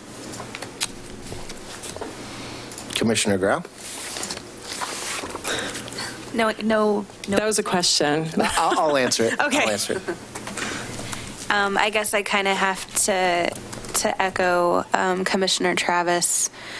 I was on the Moving Forward Milwaukee Project Advisory Committee, and I was on the DLC before the Planning Commission, and I respect all of the work that went into that, along with everybody else, all the other volunteers that worked on it. I think the setbacks were thoughtfully implemented. I think those were bonus floors, and I do feel like that was ignored on the application.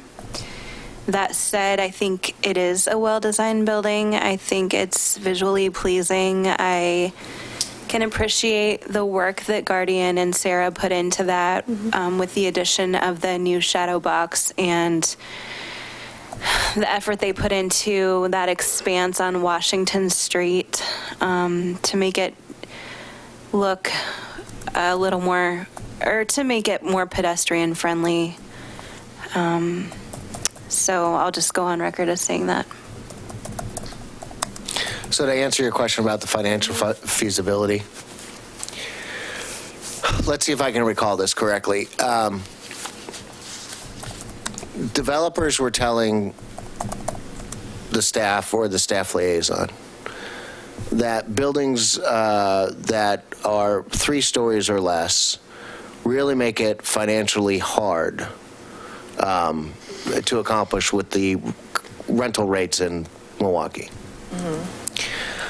So then there was this big debate over, well, how do you allow more flooring? And I don't know if any was on the Planning Commission at this time. And so we had this discussion, and we all wanted a bonus floor for green building. And I think that most of the city would allow a bonus floor for residential housing. knowing that everything had to be retail down below. So if he had an office, it could only be 3 stories, right? And that was, and the 6-foot setback was the compromise that the citizens came up with, in all essence, to still have the appearance of a 3-foot story building, but allow these other values to be supplemented to and to be allowed to actually help the economic feasibility of a building.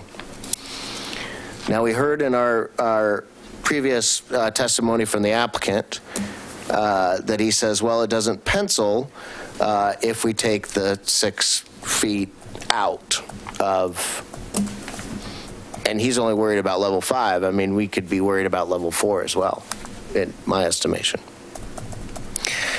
I share your same reservations, and I have a very hard time with this. I don't want to stop the economic model or the economic growth opportunity there. The applicant, of course, did not share with us his experience with rental rates that's a stone's throw away from a max station or with views from a river. I truly believe, I don't know where he got his rental rates from, and I know that if they're 2 years old, they're probably 20% more than they are now, and I would probably assume that rental rates, unless if the government keeps intervening, will probably go up another 20% in the next 2 years. So what is really the financial feasibility of limiting this 6-foot setback? I struggle with, because I believe that it is my obligation to think about what the majority of the citizens would like to see in this town. I think Scott Churchill brings up a very good point, even though that in his written testimony he actually doesn't say the wording correctly about the criteria.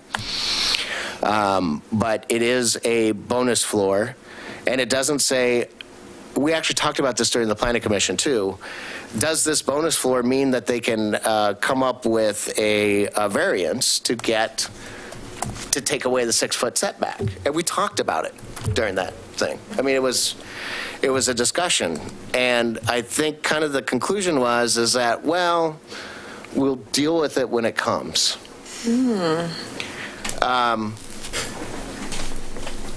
But we wanted to allow that because if somebody comes up with a very interesting design, right, or something that that presents the same look or the same feel from a pedestrian point of scale or scale of the buildings around it, that we didn't want to limit, we didn't want to dictate rules.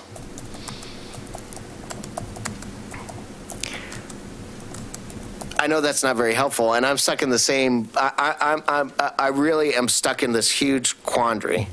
That's why I wanted to hear from Commissioner Jones. It makes me feel better that in his professional opinion that this breakup of design would help. And when they talk about the monstrous of it, it rains 9 months out of the year, so I think a shadow box that people can walk underneath and not get wet, and everybody wants an awning anyways. There's something about awnings and a whole big old discussion about awnings, and so it creates an awning too on Washington Street. I mean, it's got a lot of positive things that go along with it,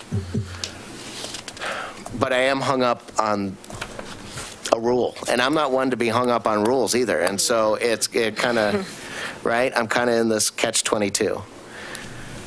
I'm assuming that we have 2 that are, if I take a quick straw poll, 2 that are in favor of the new design, 2 that may not think that it's the best idea.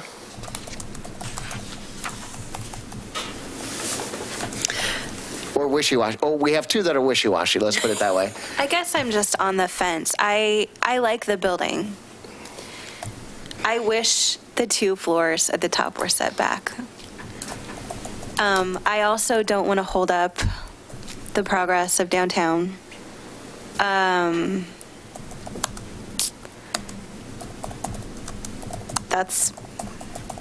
why I'm on the fence.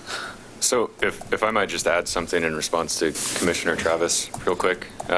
I was also on the Design and Landmarks Commission with Commissioner Grau at that time, involved in sort of the later stages of moving forward Milwaukee. So thank you for the kind words. We did put in a lot of energy and worked very hard at that. And one of the things that sticks out most in my memory about that process was delineating the difference between standards and guidelines and allowing for different review processes so that we could have more oversight of this type for projects of this type. And part of that occurs through the variance process. And in my mind, the ultimate boiling down of the variance process is putting the onus of the applicant to demonstrate that in the eyes of the standards and the guidelines, the good of their proposal outweighs the bad. And so I think that the applicant has appropriately acknowledged the setback requirement and has asked for the variance and has gone through I think a more stringent review process or a more demanding process than they would normally in an effort to get to a design which, yes, works financially for the team, but also makes some very, I think, strong moves that benefit the city. And it's not our role and it's not our job to speak to the equitability of a project, but understanding the conditions of Milwaukee, we're paying 95% of the construction cost of Westmoreland for 60% of the rates, 200% of the lease-up time, higher vacancy rates, just different challenges that come with a undeveloped, untested market. So. I want to play devil's advocate, and I would say that the designer of this building built it to maximize out their profits and did not actually care about what the code said, but they did say, oh, you know what, I bet you we can go through a variance process and get this passed because we're going to tell them that if we can't get it set back, we won't build it. I think that's hearsay, but I think I'm just playing devil's advocate for what you were saying. And so that's where the catch-22 comes in for me, is that necessarily true or not, right?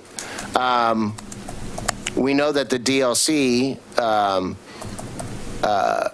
they've been through 3 hearings and countless meetings with the DLC to get to the point where we are now. We know that the DLC recommended the 5-story be set back. Of course, and I think during the testimony we asked the DLC about the shadow boxes as well, and that they looked at that and that they weren't as thrilled about it as it was. So I'm really on the fence. I'm looking for compelling evidence or compelling persuasion. I think that you have made an excellent case, but I think the 3 of us are sitting here understanding that, are we going to set this precedent? What if there was some additional or discussion around additional conditions that might feel better in kind of giving something up and potentially setting a precedent, such as a concept around, we're going to grant the variance in exchange for some dedicated affordable housing units or something like that. So, we know there's a housing need in Milwaukee. We don't want to hold up progress. We need some units constructed.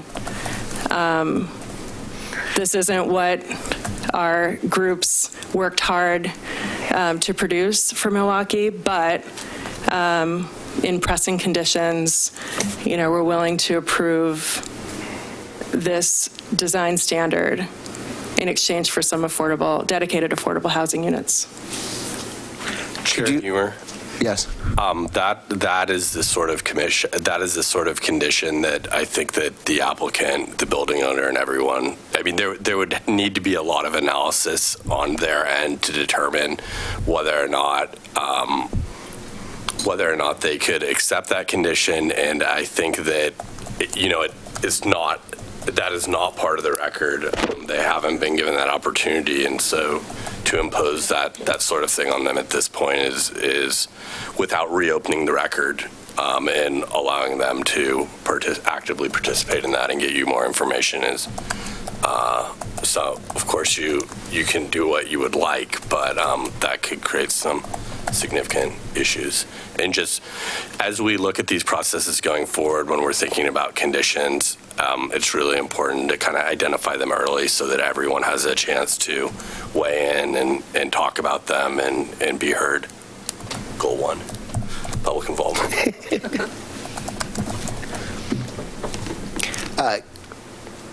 I think I have a different, I would look at this and I would call that, well, this is an affordable housing project by definition of affordable housing. It's mixed unit apartments that aren't single-family residences. So you must have a different, could you please define what you would consider a dedicated affordable housing units? Well, I guess I was just thinking that, that it would be below market rent for a few units. A subsidized. Yeah, but it's understandable that that's not something we can consider. But if this is something that carries through and something that has staying power throughout this commission, I think that we reopen the hearing. I understand where you're getting, and I didn't know if you're going to spitball some more ideas out, right? But to make it an overall benefit to the community. Right. When I know the three of us feel like that we're kind of shafting the community a little bit, for lack of a better word. I'm not as eloquent as these gentlemen are. Mr. Burns, you really like to throw in caveats, so what do you think about that? I'm sorry to disappoint. I came out strongly in favor of the approving the variance. I mean, I had some hand-wringing around what does it mean in terms of precedent and what does this mean in terms of the process that occurred, and where I landed on that is that the variance is what's in front of us today. The variance is what's allowed by the process and what's right for Milwaukee today, and I just see this as being something that will enhance the experience of living in Milwaukee as it's presented, and so I just don't really... It took me a little while to get there in terms of I don't think I wasn't part of the history of the decision making that a lot of you folks were, and so it's not as personal to me to override the setback decision. It's more I feel just pragmatic as a person who loves living in Milwaukee, that I think this makes the city better, and so the decision in front of me is to vote yes or no. Yes, it's going to make Milwaukee better. The setback, I just don't feel strongly that the setback gets a better building. But, with due respect to the volunteers and the process that went into setting that, they left open an opportunity for a variance, and the applicant has taken it, and we're here to decide. So that's where I'm at.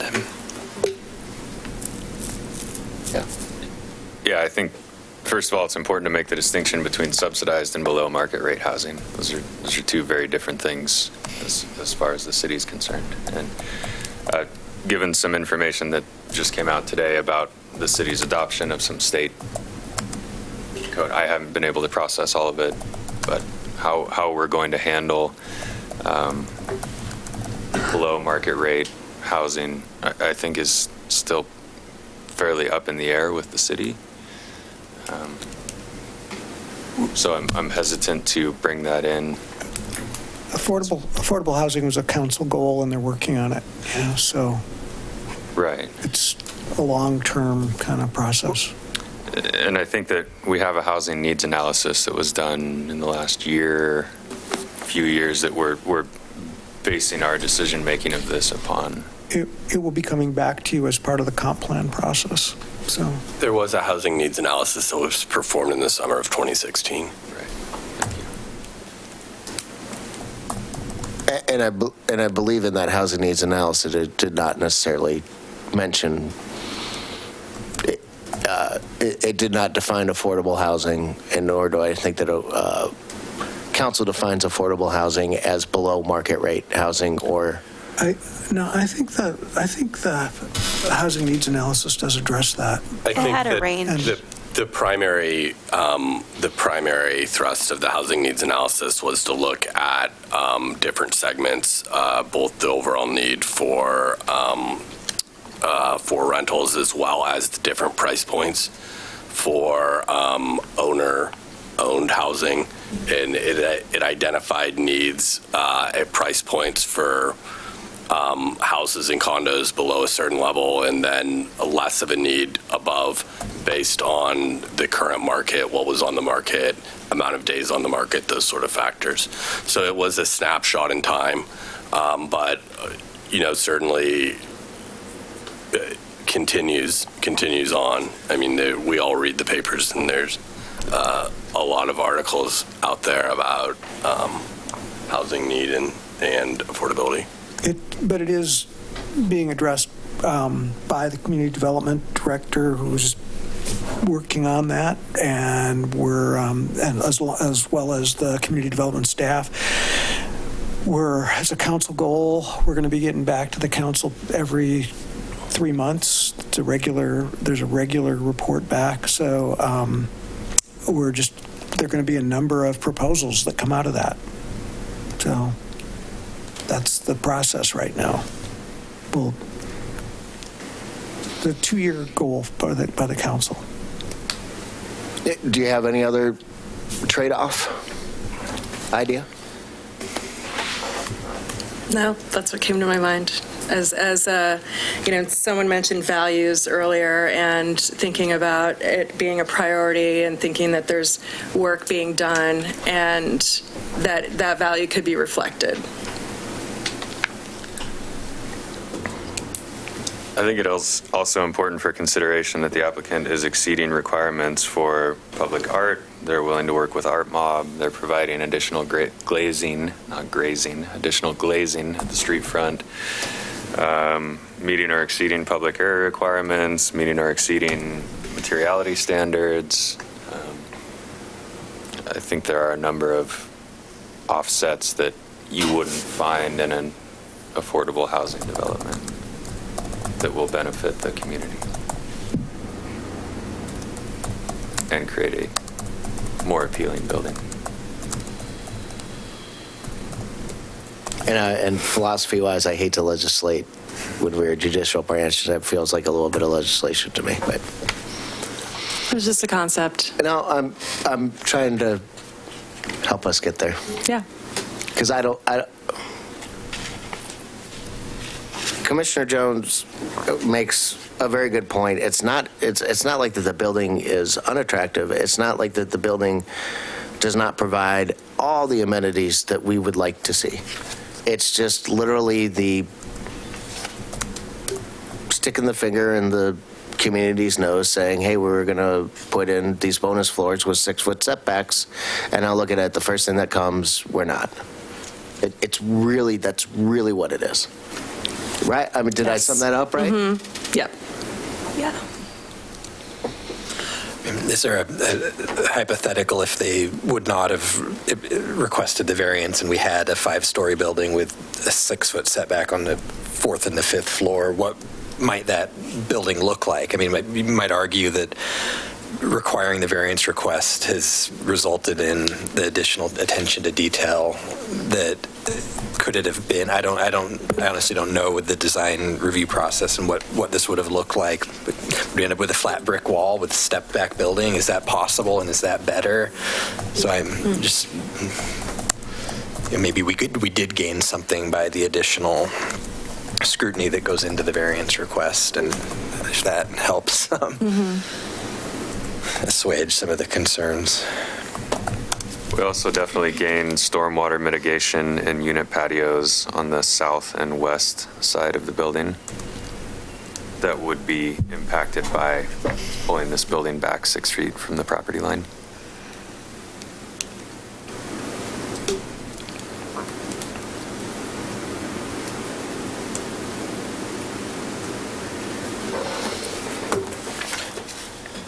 Well, if you're leaning towards a no on this? Are you leaning towards accepting the DLC review, the DLC's recommendation to only step back the 5th floor, or do we go all the way and take back both the 4th and the 5th floor and do a strict adherence to the setback requirements?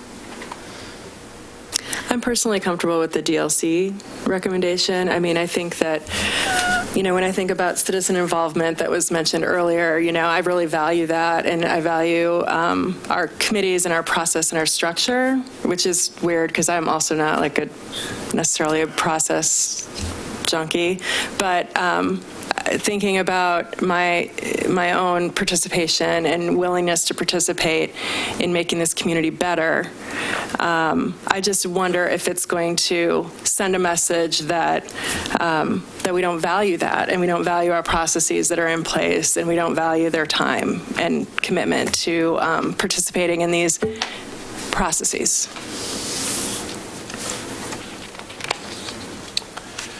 Could I say something that might be helpful? Yes, please. I think all of us participated in the public process. So there was a public process, and there certainly were guidelines, and part of that was the opportunity for a variance. And there was a lot of discussion around that, as all of you have pointed out.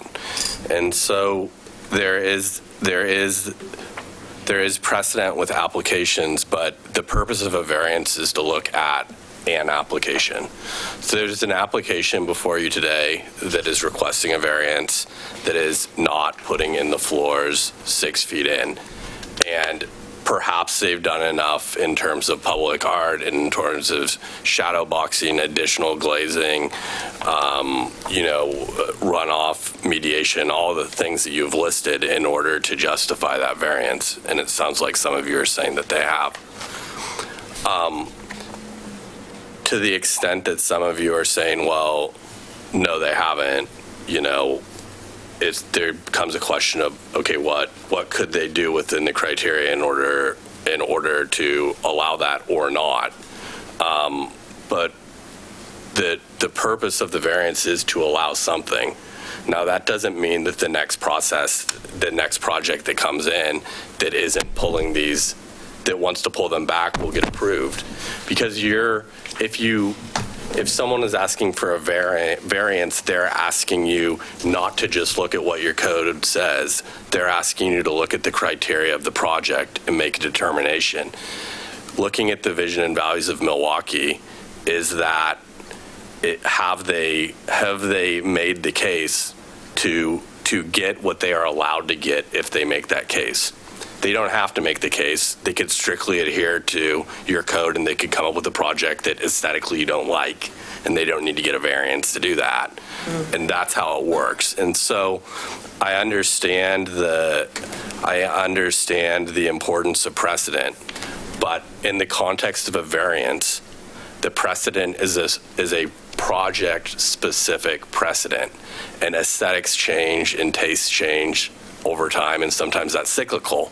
And it's possible that in 20 years, someone could look at identical plans and say, in Milwaukee today, we wouldn't approve that. Just like in the 60s, people loved, the 50s and 60s loved a certain kind of architecture, that became passé, and now it's kind of come back. So taste can change, but the variance applies to a project. And just because you grant it in one instance doesn't necessarily mean that the factors would be there to force you to grant it in a second. That's just not how it works. I wanted to point out one thing about the DLC recommendation also. It said the Planning Commission should review the 5th floor and require a minimum 4-foot step back, or consider other alternatives or options to reduce massing, specifically on the Washington Street and 21st Avenue elevations. So they left that door open a little bit to look at other things. And, as that came up through the hearing process, the applicant did suggest a solution there. So, things to consider.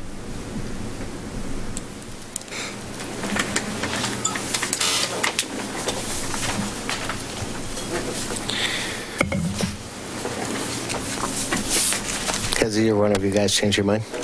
Or made a decision either way?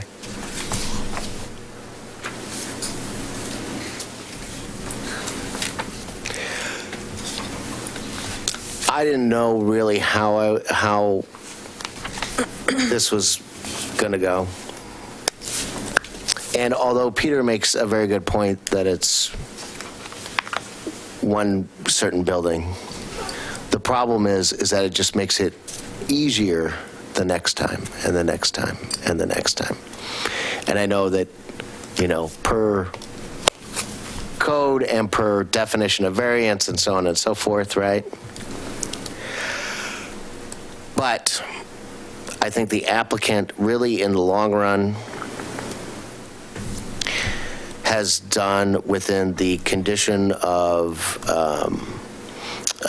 the characteristics of Milwaukee and all the other substantial criteria that we are looking at in this review, has gone beyond the scope of what would be at least my expectation to allow the variance. Mm-hmm. Really, in the long run, that's what it boils down to. I'm sorry, and I feel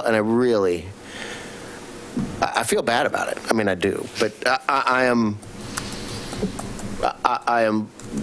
right there with you, Commissioner Jones. I think you're absolutely correct. I like the new glazing. I like the public art. I hope that the shadow box will give a look that, would accomplish the same thing no matter what. There are definitely a lot of things I like about the project, a lot of things. So I think that, demonstrating the merit, and there's definitely, they've gone, above on a lot of things. And so I think that, making a compelling case about the urgency to have some new housing supply can help me feel better about approving this variance right now. So I like lots of things about the project. I'm very excited about the project. There's just, all of the other processy things that kind of nag at me a little bit. But I think that there's definitely a reason that we need this project now in Milwaukee. Well, it'll be 2 or 3 years. Okay, well. When it opens, but that's okay. Hopefully, right. It's a good point. It's a good point. And again, I think it's a really great looking building. Just having a hard time with the process. Also not a super process junkie, but I think Peter also made a good point, so.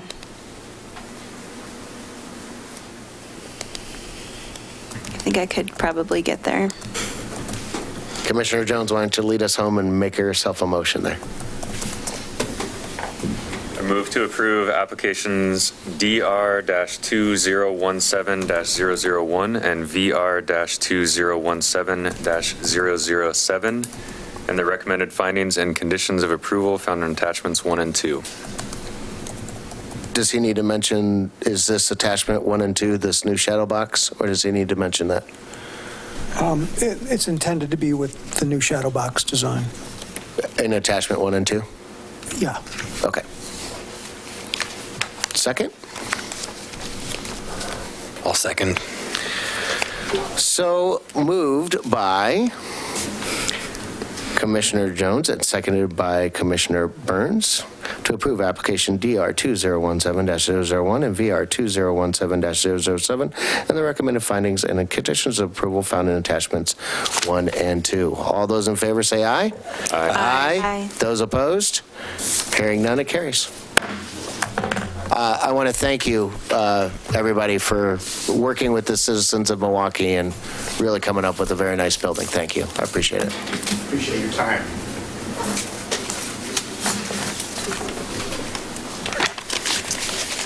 It doesn't take the taste out of my mouth.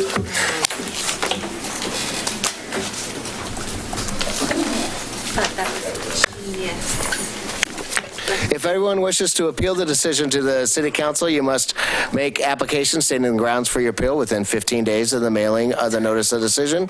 Please see planning staff for details. See, I didn't forget that time, almost. Work session items.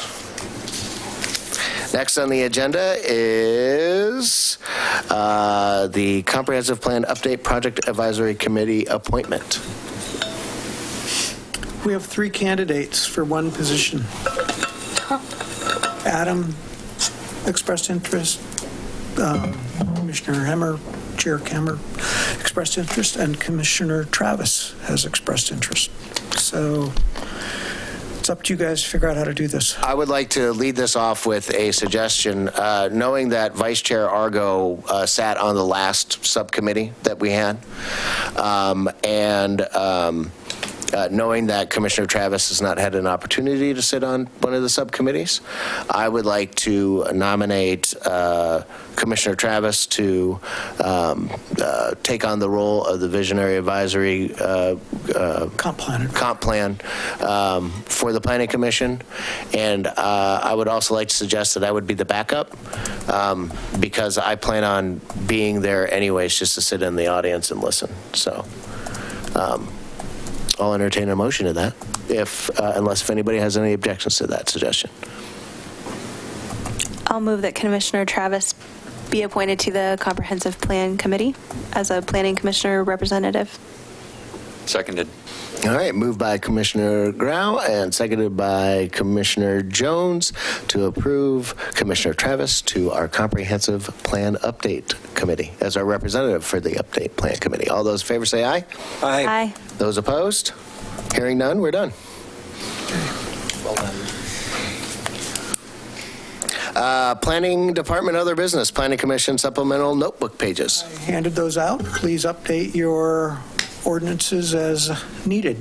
Commissioner Burns has already done his, not to guilt anybody in, but he got here early for the meeting and did it all already. Planning Commission committee updates. All right, since we're not rushing out the door, now everybody can listen to me. So September 24th, I want to remind everybody that it is Sunday Parkways from 11 to 4 p.m. in the Selwood, Milwaukee area. The streets will be shut off, and you can walk or you can bike without being hit by a car. And it is a fun time. This is the second year in a row that it will be here. There will be something at the Sunday Sunday Farmers Market. There will be an event going on at the Water Tower Park. There's another event somewhere, and I can't quite remember it. Not sure.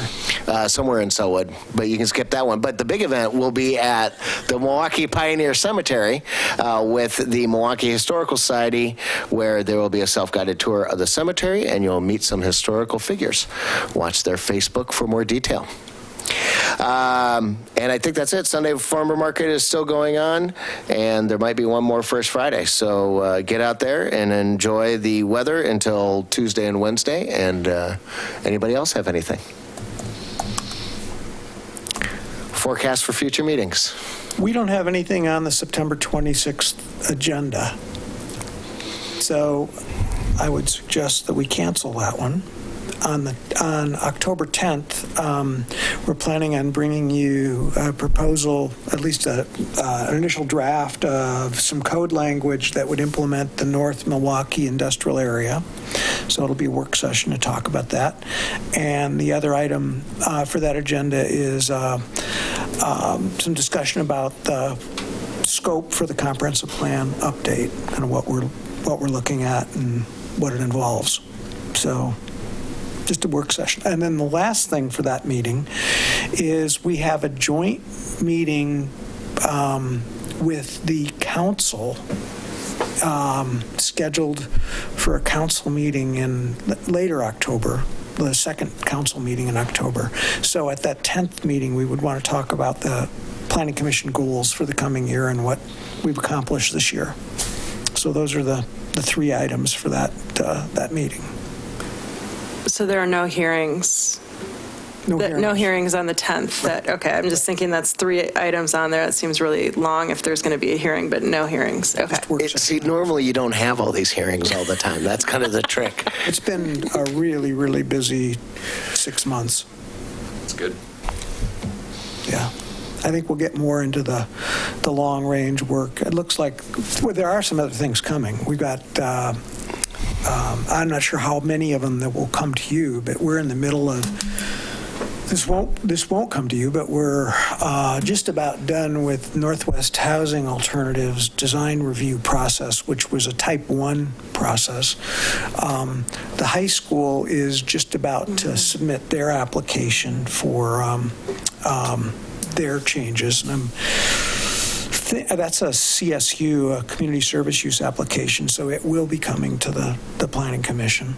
And there's actually 3 parts to that. One is the high school, one is Rao Elementary tennis courts, and then the third are lights at the ball field. So I think it's 3 different applications. The ball field at Milwaukee or the ball? The lights at the baseball field. In Milwaukee. Yeah. Mm-hmm. Where are we at on the library?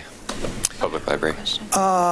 Library, pre-app next week. Good. So that will also be something that ends up coming to the Planning Commission, I think. Well, it will because of the CSU. Again, it's also a community service use, so it'll be coming to you. So that's a ways off, I think, in terms of that application. But things are hopping. Yeah, and I think tonight we learned some lessons that we need to look at, maybe some comprehensive updates like vacation rentals and not having a fire inspection in front of them, and yeah, there's a few. Those kind of I've things. identified a number of code issues that I need to bring forward, and I'm hoping to do that starting this fall and getting into the winter. it might not be I think that we came up with a reasonable compromise of handing out contact information and That's the House rules. This might not be a bad rule. That I've seen a lot of jurisdictions doing, just because even if you have someone that's on call 24 hours a day, if the neighbors don't have, if the neighbors don't know who that person is, then it's a moot point, right? Yeah. And the testimony that we heard, what's your recourse at 11:30 in the morning if you don't want to call the police? I mean, that's something that I've kind of heard over and over again, and so. It's just kind of that safety net for neighbors. And then, and also I think helps keep track so that they don't rent to someone that kind of a second time if someone's causing a lot of issues. So there's that too. Yep. Okay, well, I do plan on bringing some code updates back to the commission. I've put that on the list. Cool. All right, it's not even 9 o'clock yet, and I'll entertain a motion to adjourn. Move to adjourn. Second. All right, so moved by Commissioner Grau, seconded by Kim and Travis to adjourn. All those in favor say aye. Aye. Those opposed, carries. Good night.